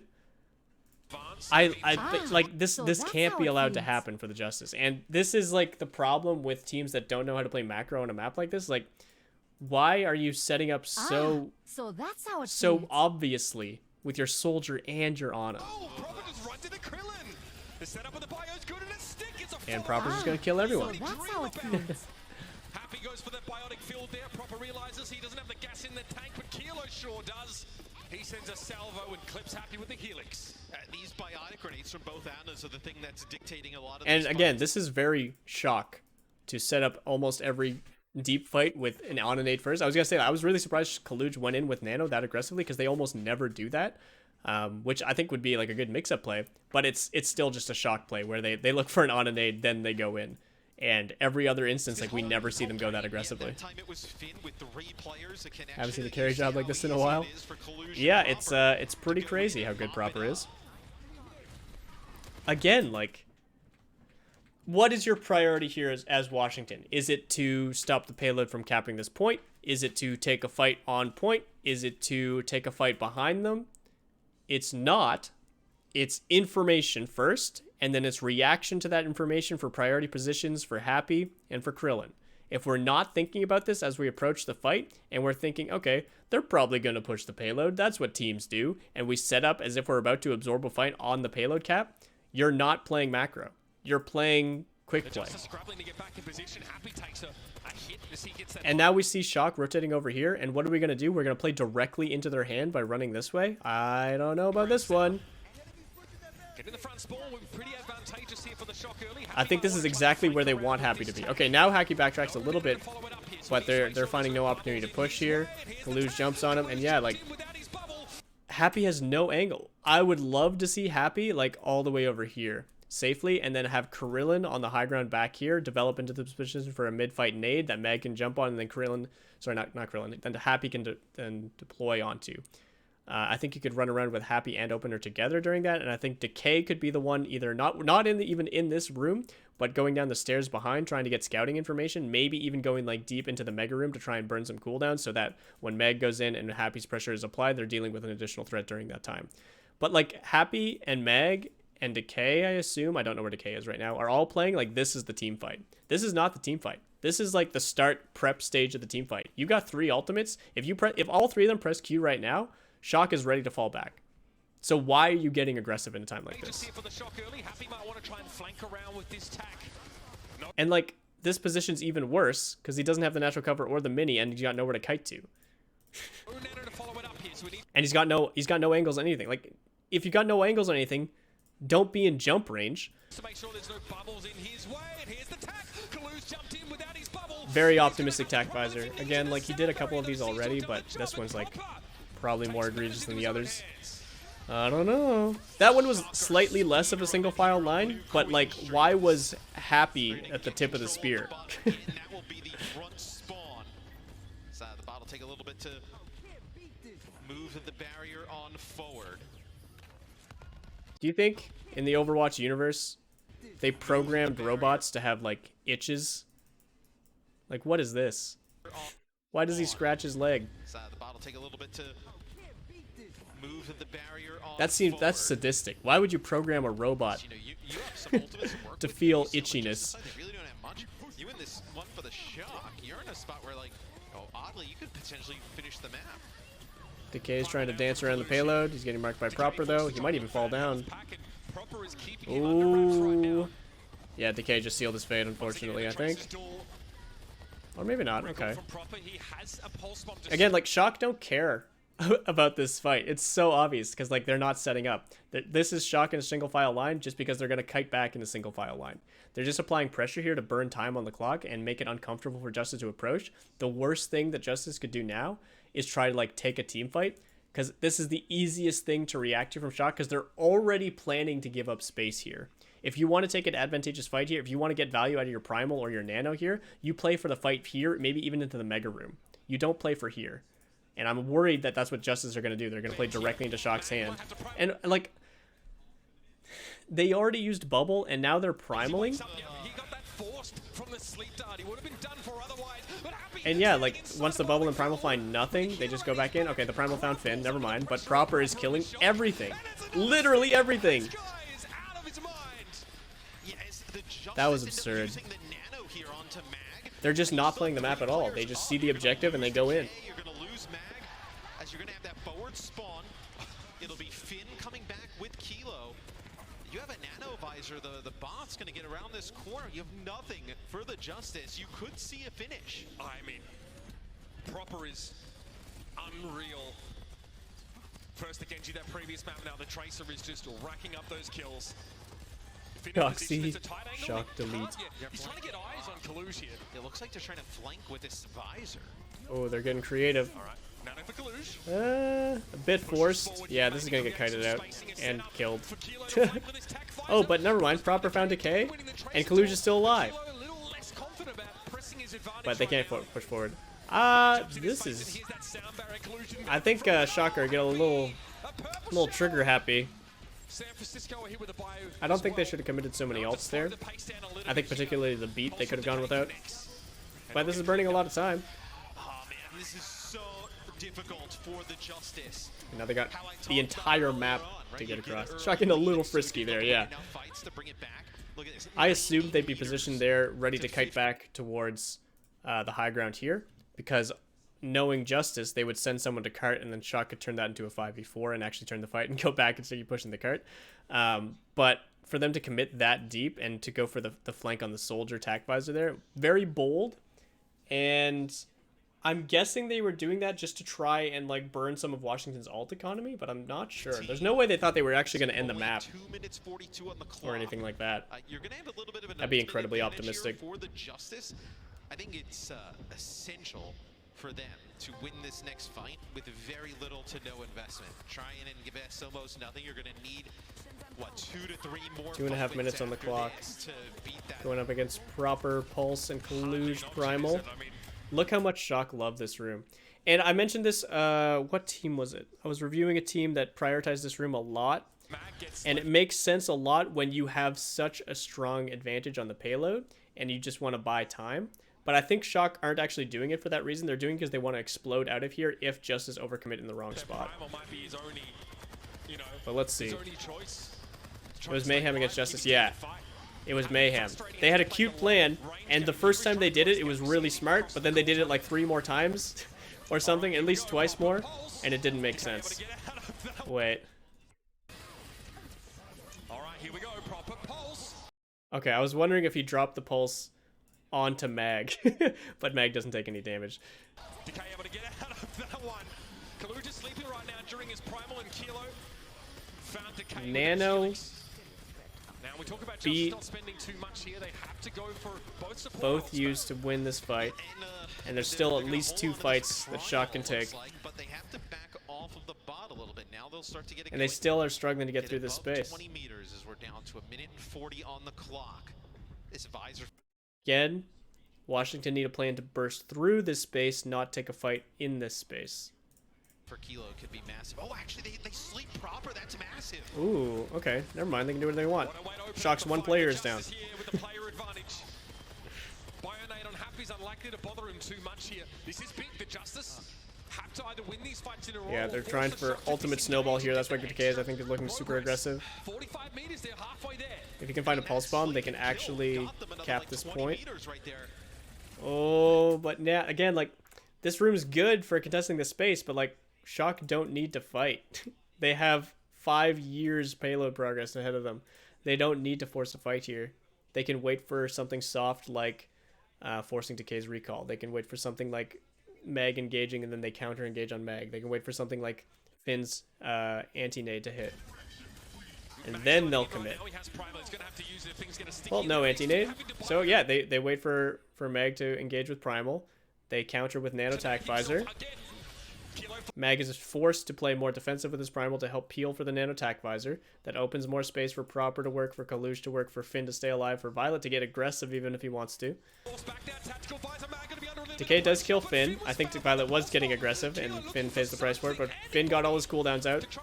He did his job this fight. All Shock need to do is equalize like a single kill and it'll start killing Washington's push. Washington needed to win this cleanly and they're not even going to win it. Don't think it's bad for Shock to hold that for free. Yeah. I mean, Shock's getting a lot for free this game. It looked like their fight to win. They ended up getting a little bit of an advantage early on. Just some extra now again, like Shock don't even need to push, actually. They just need to play good positions. So they're going to prioritize high ground this time. But Proper's still, like, look at how Proper's setting up compared to how Decay's setting up. Decay's, like, showing himself in the front and is contesting objectives and is trying to poke out people. Proper's a shark. See where it is on your screen. It's going to make the justice go even further. And again, they're in the death room. If a nade hit right now, they'd all be dead. They're dead anyway. Where was Happy going? Did he jump across? Where did he die? 2 frames ago. I don't even see his body. Is that him? He jumped across by himself? Off nothing? Why not just play Overwatch and run to your position over here? Deep here. You have to hope they haven't expended all of their star power. It's a terrible Good God. They've lost Happy to Finn at long range. Yeah, Proper definitely had Krillin dead to rights there. Mag is just hunting for 8 targets. Finn keeps himself scared. And yeah, like even if Washington answer a few kills here, like there's zero possibility of them pushing the payload, so they're all just gonna die. Beat used, but doesn't matter. I'm surprised Shocker actually playing this collapsed on point. All they have to do is just like let Washington try to push into them and win for free, but they win for free anyway. And Shocker go to map 5. That was insanely poor play from Washington. I think very, very telegraphed, and like Shock won a lot of neutral fights just off positioning. But I have said in the past that Shock look like one of the only teams that properly understand New Queen Street and maybe pushes a game mode. Tickety, have you seen the new ability they might give Moira because weakens ability to reduce healing output counters AoE healing? No, I haven't seen that. But that sounds cool. Basically giving them like a mild version of anti-nade. Would that be on like the purple orb? I think anti-nade should be nerfed to like only reduce healing by 50%, similar to how it works in Heroes of the Storm.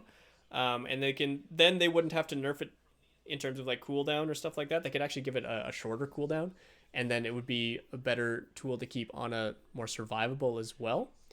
But I think they could also do stuff where like instead of an anti-nade, it's like an increased damage amp similar to multi-area discord, which would apply similar windows to current anti-nade without feeling like there's zero counterplay. Check the dev blog post. I will after this game. There's lots they could do around healing reduction. I don't like how Ana has that as a unique mechanic though. Oh, Mag, what hero are you playing? Did they enable this? Why is this hero here? So the problem, on paper and in your average comp game, Orisa in Overwatch 2 looks sick as hell. But the reality is you need to hit a skill shot to do all of your important damage. You have a Sigma shift, which is your main defensive cooldown. So compare that to Sigma, whose main defensive cooldown is a shield. If you're forced to use your Sigma shift, you almost always have to give up space. So if Orisa's forced to use her main defensive cooldown, she's usually going to be forced to give up space or needs to like find a kill instantly to solidify the space she's in. And then her other defensive cooldown is just no as soon as you press this button, Sag. you take less damage, sure, but then as soon as it's on cooldown, you're instantly dead. You just die whenever you don't have Fortify up. You're just a walking punching bag who can be headshot, and you just die. Fortify is stronger now. It is nice to have more damage reduction, but like without a flexible tanking tool on Orisa, it's very hard to justify her in pro play. In quick play, in comp games, in your average ranked games, she's going to be fun as hell, and she's going to be able to do a lot, especially like being able to take down individual threats like an individual Doomfist or an individual flanker with both her E and her Javelin. But in pro play, she is the easiest, most predictable tank, even more so than like Reinhardt. Dallas with a resub. Thank you. Welcome back to the Tika team. No Spitfire Sag indeed. This is the first time I think we've seen her. You missed your Javelin. There's no damage now. No, very strong during the PvP beta, I think, using the... Nothing again. Why are you forcing these? Why not solidify your position, and then as soon as someone like Sam, Proper, or Coluge walk up, then you try and hit them with a Javelin? Why are you trying to start a fight with Javelin? You've got neutral damage from Assassin. You've got not much else, actually.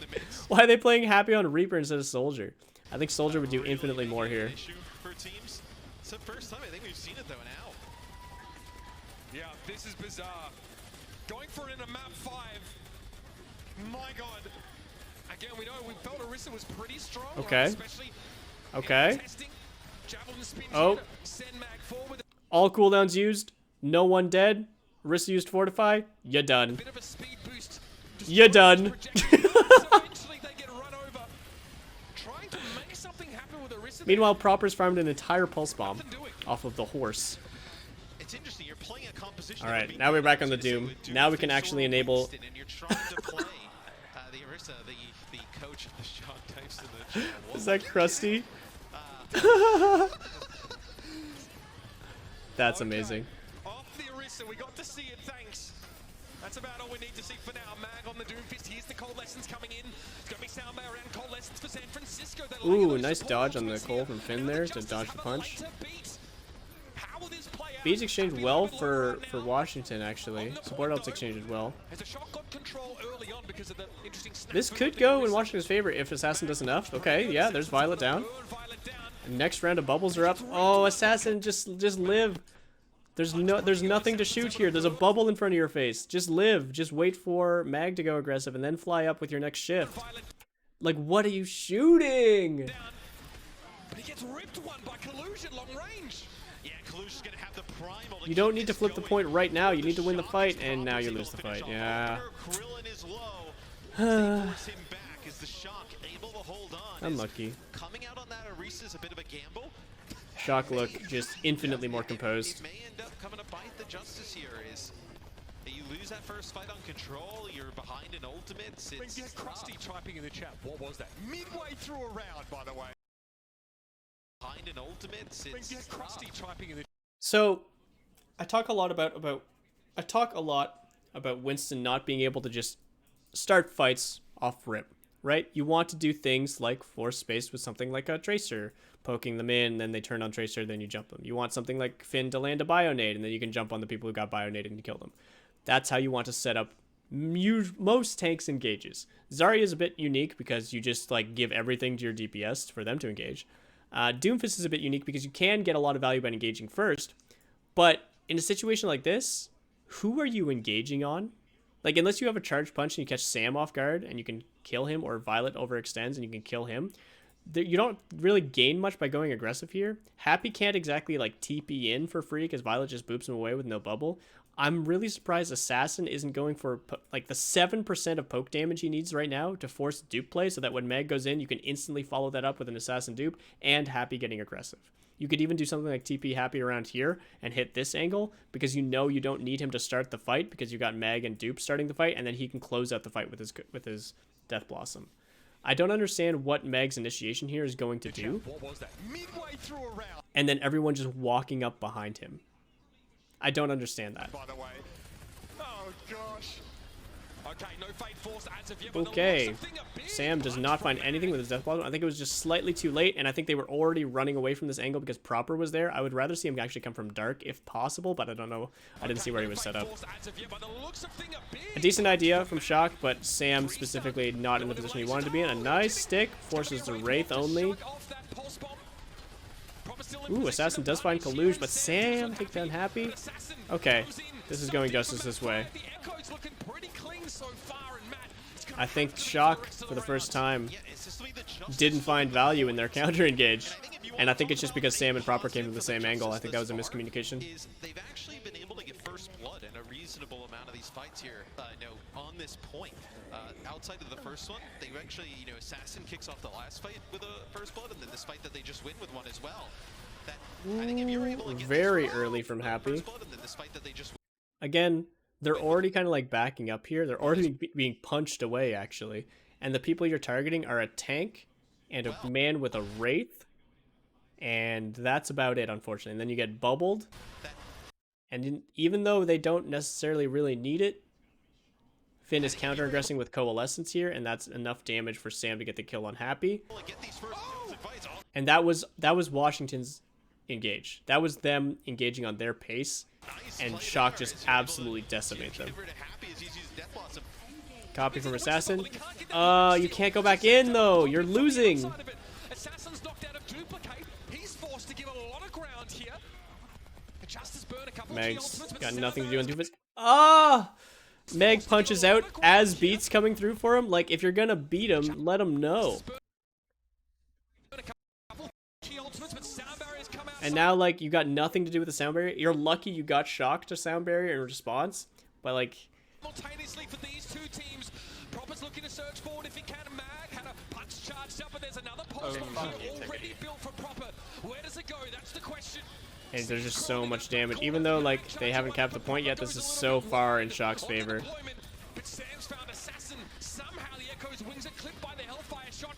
I really think Assassin needs to be splitting from the team early on. I guess it's hard, especially versus Proper with a low skybox. But I think they need to.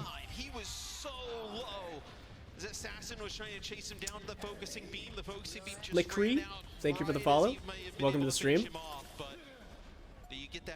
We are disappointed in the justice today. Last fight coming in. Mag has ultimate. That's it. Early engage for Meg kind of makes sense here because he's going to ult away just to force cooldowns. Yeah, it doesn't even force the Wraith there. Not a whole lot of damage from that, but he is back in the fight at the very least here. Primal race for Coluge, but he took a pretty large amount of damage early. These supports are trying to build their ultimates up as quickly as they can. Finn's going to have a... So... there are no good targets for Meg to try and punch. So let's get that right out of the way before I shit on this man for this choice. But looking at where your team is and looking how the fight's been progressing and knowing that you've got no ultimates on the table, you need to know what you're playing for here. And that play is not a play that goes into a primaling Winston and then isolates you away from the rest of your team. Who's getting healed. And you need to be on point because it's 99%. Like, not only does he not get anything, but it's extremely easy for everyone to pressure him out, so his next cooldown is going to be forced to be used defensively, or to be, like, extremely low value.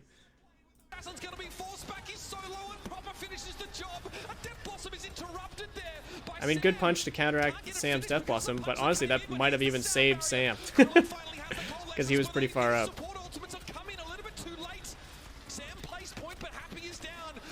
And yeah, Sam just getting so much more free damage in. Meg finds Proper. Is that going to be enough to turn this? Assassin's back on Echo. He's close to his dupe. Punches are not landing. Maybe don't charge them for so long. Okay. Bit of counter synergy again.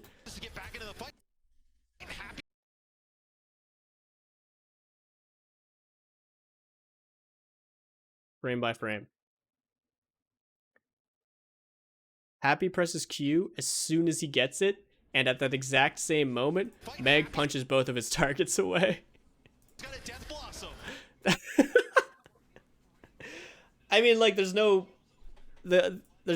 coordinating in such a hectic situation like this, so this is just unlucky, but God, that feels bad.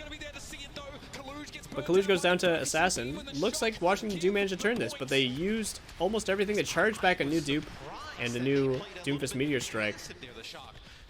Shock actually might have a hard time coming back into this with no ultimates, but they do have Tracer to play the map a little bit better.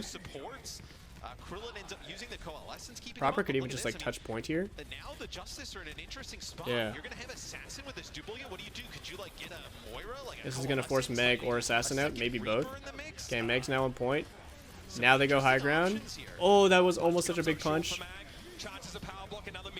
Oh, he's going deep with it.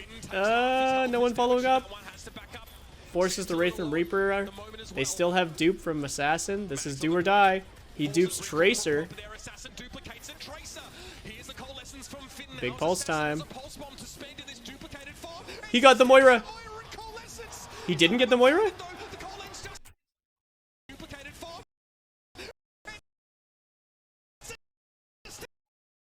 I can't see because the duplicate's ending. The sound barrier hits him, but he also... It looks like he... Okay, it must have been just the sound barrier. It looks like... Okay, yeah, he's got significantly less shielding. Insane play from Violet.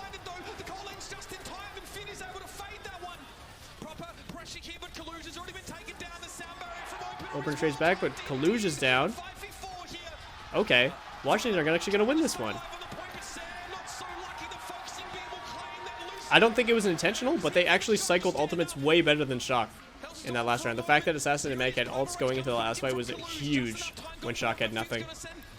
But I think Shock should just play that a lot slower and just played for proper on point and try to bait those ultimates out first. Well played, Washington. Close as fuck game. God damn. Justice won the round. They played Orisa. 100% win rate. Alright, tell me about Orisa's all-time KD in Overwatch 2. Basically, it's a new ability added on top of... Okay, we're talking about Moira again. It's a skill shot that lowers the damage and healing output of the person hit. So is it like a... What kind of a skill shot? Is it hit scan? Is it going to be like an on-a-sleep dart? Is it going to be like a Moira orb that like has the giant hitbox, like a sim right-click? I'll need to see it implemented before I can really judge it.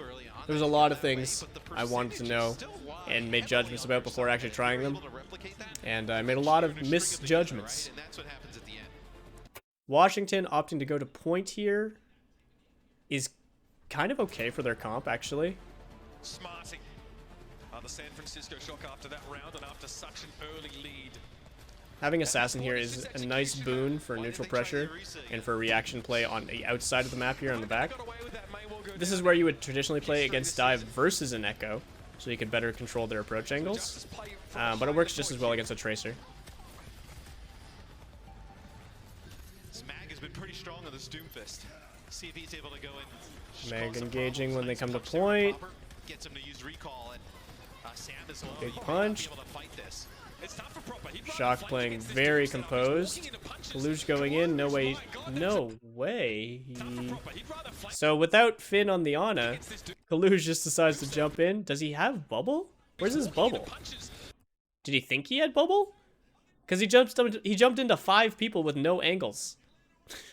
I don't understand. I'm assuming he meant to bubble and just died so quick. Which, equally unacceptable, but still, it could be a reason. Nice stick from Proper. That should never be allowed to happen if you're Assassin. It should not be enough, right? As it's going to be both supports and Coluge alive. They may come back in, try and make a play for this. As both Lucio's already... This is still a pretty okay position. It sucks they don't have the Echo here, but Meg's going to be back fast. Yeah, there he is. Okay, now you got a bubble Coluge. Nice.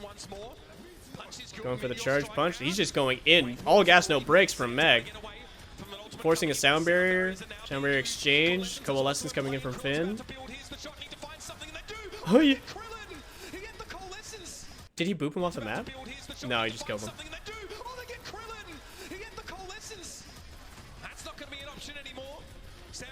Yeah. Meg going aggressive after aggressive after aggressive and not finding kills just eventually stretches them too thin there, I think. And they didn't have another ultimate. They almost had the coalescence from Krillin, but they didn't have another ultimate to warrant that continued aggression. And as long as Shock just stay alive during all of that, even if they're expending ultimates, they're able to stabilize better. And Proper's able to farm eventually. Maybe someone called the Reaper had no fade, so Coluge jumped. Even if Reaper had no fade, there's nothing that Coluge does there by himself. So the reason why Coluge would go in first would be to get more space for Sam and Proper to get in. But if they were going in for a kill, it would be expected that Proper would be able to collapse at the same time, and Sam would probably even be looking for like a TP play maybe. But Coluge jumped alone, which tells me that he was doing that for space and to take attention. And in order to do that appropriately, you need to not die.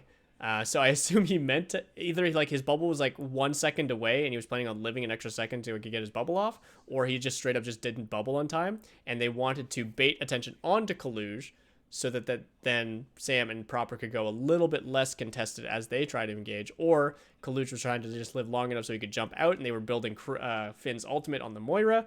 I don't know. But what we saw was Coluge jump in and die. Oh my god, Proper.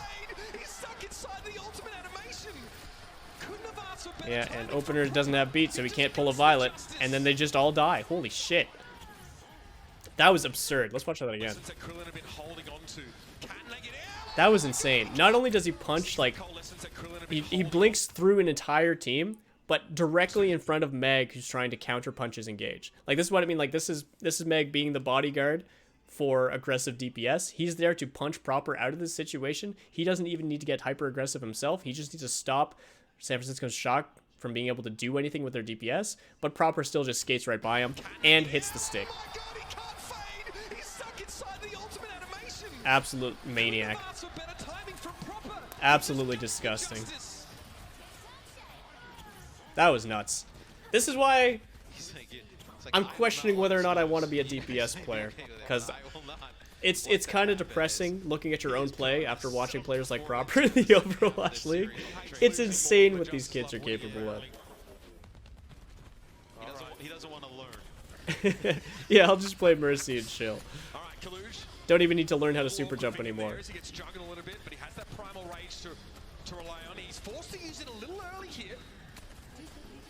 Very aggressive primal. It does force... It burns the entire length of Coalescence. They were calling there, right? Unless I'm crazy. No, they weren't calling. What am I talking about? He doesn't want to learn.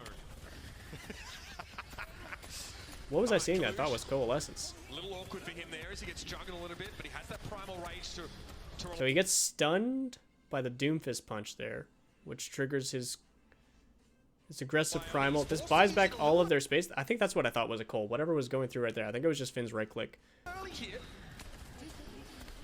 And it does force the dupe. They got double Reaper walking at Coluge.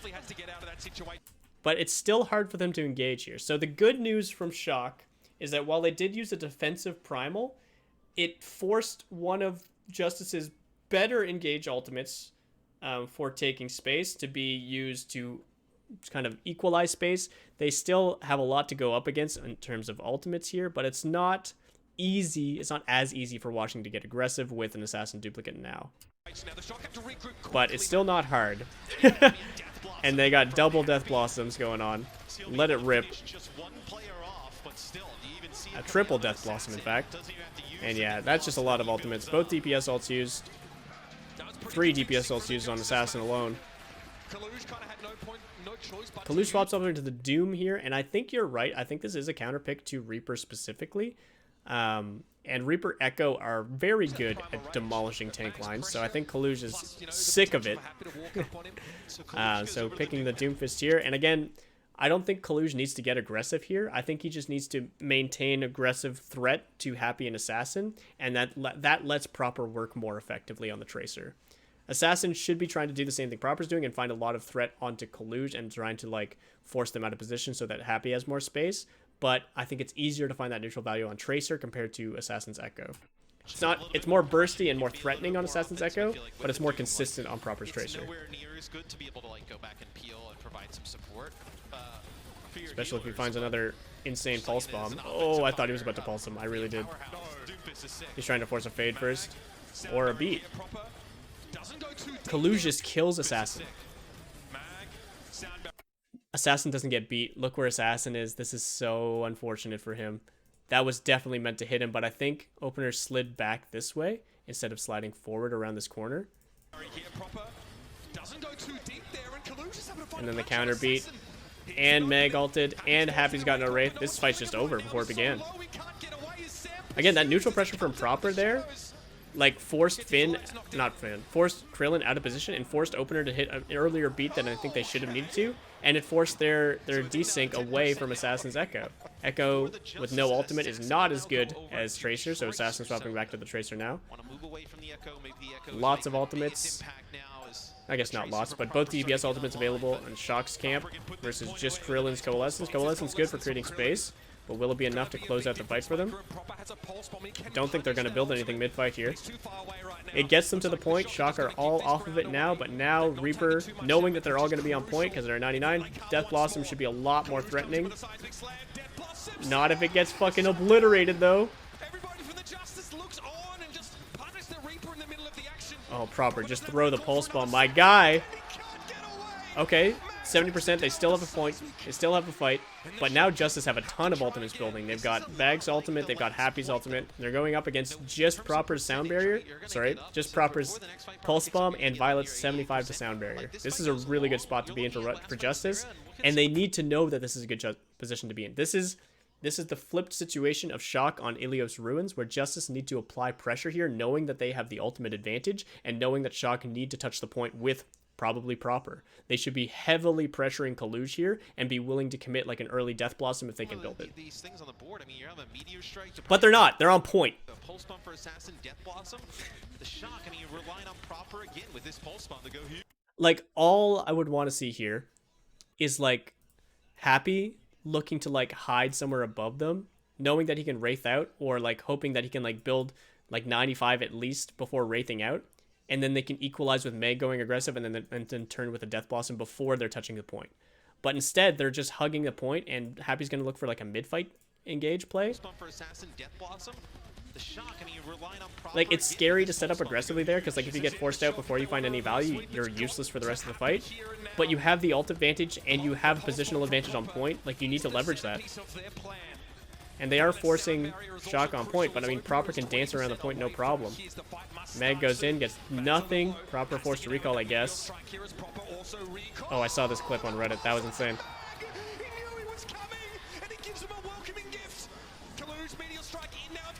And Happy's Death Blossom gets nothing. Assassin does fight Sam, but Proper's still in the game. Forced off point now. Absolute insanity. That was just clean from Shock. Again, like, their counter engage there. The punch on the Reaper was sick. Oh, the pulse bomb on the Doom ult too. Again, like, all these ultimates used from Justice, the Doomfist and the Reaper, just to like fight around point. Meanwhile, Shock are like dancing, ping-ponging on and off point constantly, and able to take and drop aggro without dying really, really effectively. And it's just leading to Justice. Yeah, we got to point. Yeah, we've been using ultimates. They're not sticking. What do we do? That's bananas. I'm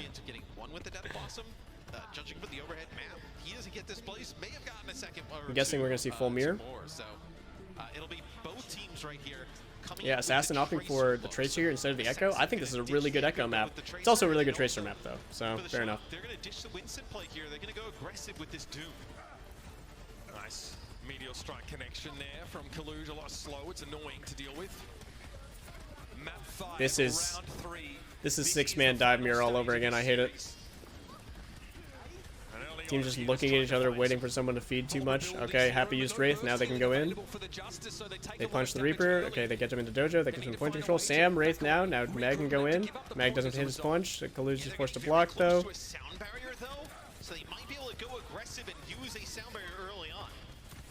Yeah, those are insanely fast support ults building on both sides. Remember how Overwatch 2 ults charge slower? Healing charges slower on tanks? JK. Happy getting Sam is interesting during all that. That was during their beat play. Happy low gets hit with a punch there. Still doesn't rate walk, or maybe he can't. Pulse bomb, stick on the Moira. It was just on Moira, so this beat needs to find offensive value. So this is a really good call for them to push in with this as well, because they want to be able to find value with this beat without forcing something else like Coalescence. They can use Pulse Bomb because Pulse Bomb's Pulse Bomb, but if they force Coalescence here to clean up this fight, then Shock's going to have a huge ult advantage coming into next. So it's really good that they find a kill with just the beat. Coluge is committing with the Doomfist ultimate and the beat from Violet. They're turning this with no Reaper? You sure, guys? Coalescence from both sides. Yeah, obviously now it's fine for Krillin to commit Coalescence, and Assassin's looking for a Pulse Bomb as well. Neither seem to be finding much purchase. And Reaper's coming back now, but he's dead again. Yeah, this was a really, really awkward decision from Shock. I mean, the one good thing for Shock is that they've had control of the point this whole time. Yeah, but the ultimates gain them what? 30, 40%? And at least they traded relatively evenly with Washington's ult economy. But I don't know. Opener's gonna have a sooner beat. Happy's got Death Blossom already. They could play for solo Death Blossom here and maybe make it work if they can force Coluge to punch. The Justice pretty much had to go all in as well. So you're able to extend that. And yeah, 50% on the point, not bad, but this is one of the hardest points to retake. And to use all your ultimates just stalling it out there, I guess not all your ultimates are charging again, but still, it seems not ideal. If you Wraith right now, Happy, I'm going to scream at you. I know the Shocker is looking for an opening, right? There's no bio nades to start these fights. They have to do it the old-fashioned way. Proper is in a really tough spot as he's able to make it back to his team. That's crazy. It's like the bloody Italian job. I have no idea what's happening. I can't see anything on my screen. Beat used from Violet to start this out? Okay. Let's try and analyze. I can't, like, can you guys focus on anything that's happening on screen right now? Just give me the third person, please. Just fly around and let me see what's happening. So Violet ends up charging a beat before opener. So I think they might be doing that on purpose, actually. And then the punches go back and forth. I heard a Reaper get punched and probably Wraith. Sam commits Blossom and gets immediately stunned. So he's forced to get out of the fight, or is stabilized by beat. Never mind.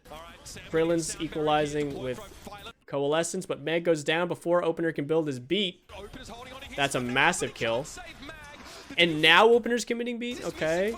They're pushing back in, but it doesn't hit Happy. Wait, he also... When did Happy use Death Blossom? Right now? Did he get stunned? Yeah, he got stunned right there.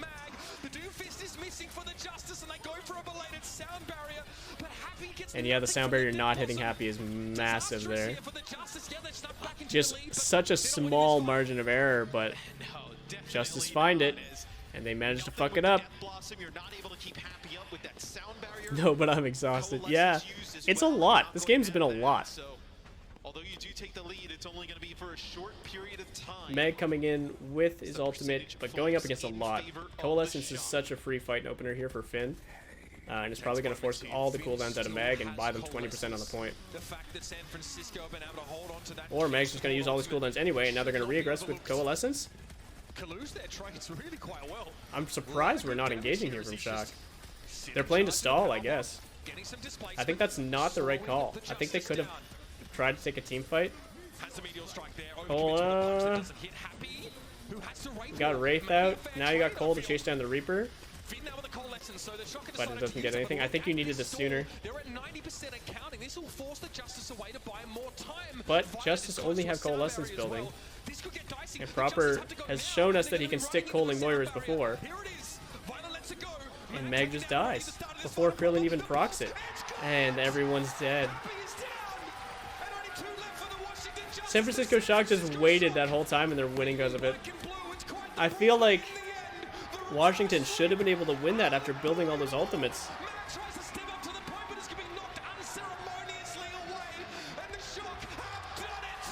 Damn. Let's go, Proper. The Justice had a chance, man. Up 2-0 at the start of this series. Well done. And thank you for the follow, Benji. Welcome to the stream. You're catching the tail end of it, though. So, yeah, massive series.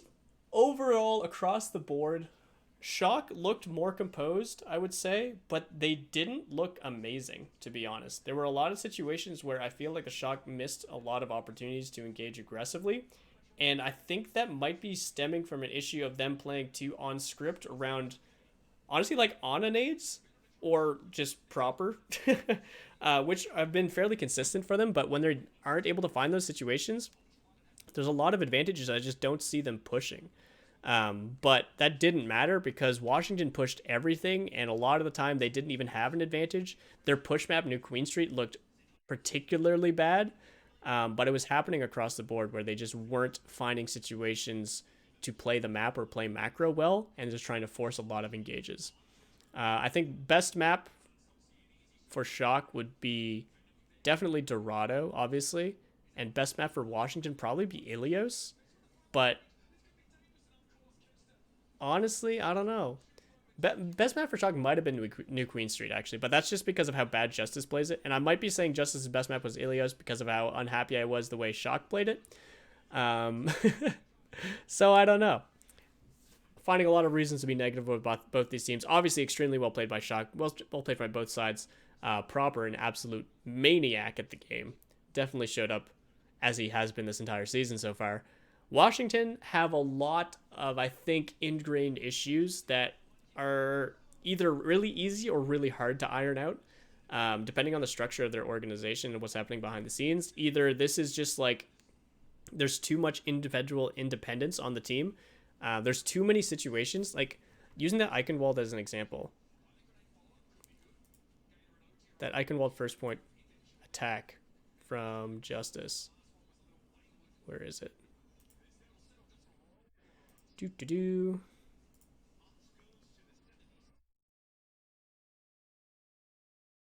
Like right here. To deal with it. I don't understand. Like, this is such an easy executed play because there's nothing stopping you from setting up this play. So I don't understand why the execution isn't there. I don't understand why the Helix rockets came out so early. So Soldier and Decay, same page. Meg and Krillin, same page. All four of them, not on the same page. Because the Winston jump comes after and it falls short. And then the nade comes, it's way too late. Sam's already reacting. And now you've committed 4 people's worth of aggressive cooldowns for literally nothing. And again, this is why I didn't like Shock's passive playstyle, because this isn't an obvious advantage for them. But 4 people just used Blinks, Recall, Jump. They're about to use Bubble, Anti-Nade, Helix Rocket, and positional awareness. Like, you know where Happy is now. This is an advantage. And Coluge is in the prime position right now. Just jump right here. Throw a bubble so that Proper gets 100% of his damage mitigated from these members here and can just farm Mag all day long. Sam can even walk back into the fight. Finn can walk back into the fight and look to anti-nade Mag. And if you manage to kill him before his jump comes up, great.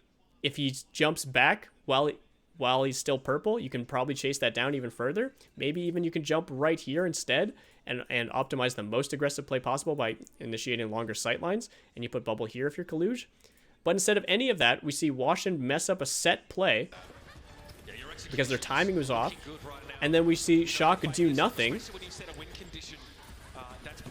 instead of capitalizing on like major cooldowns being used just because they didn't hit like an anti-nade. And then 5 seconds later, they lose the point. They play so passive. Anyway, I was really disappointed in both these teams, to be honest. There was a lot of situations where I feel like they've both sides have shown that they can be better teams than the situations have shown. So I'm going to chalk a lot of this up to both teams having a little bit of stage jitters.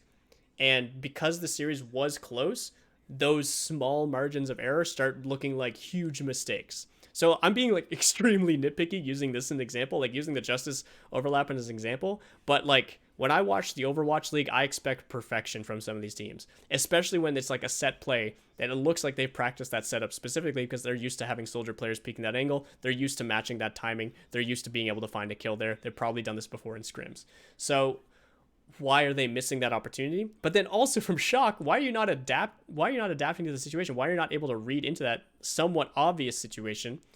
I say somewhat obvious because it might not be obvious from their first-person POVs, or they might not have had the confidence to call that in the moment, or whatever reason it was. But to me, it looked like an obvious potential to counter-engage and play to Shock's style of going second that they just missed an opportunity for and lost first point for it. So lots of situations here from both sides that should have been cleaned up better. But more than anything, well played for the Shock. Good on them to maintain their stability. They still looked more stable all the way to map 5 than the Justice. I think the map picks were really, really good. I think Eichenwald could have gone Shock's way if they had a better first point and if they had a better attack second point probably. But yeah, overall, day 1, map 1, match 1. Done.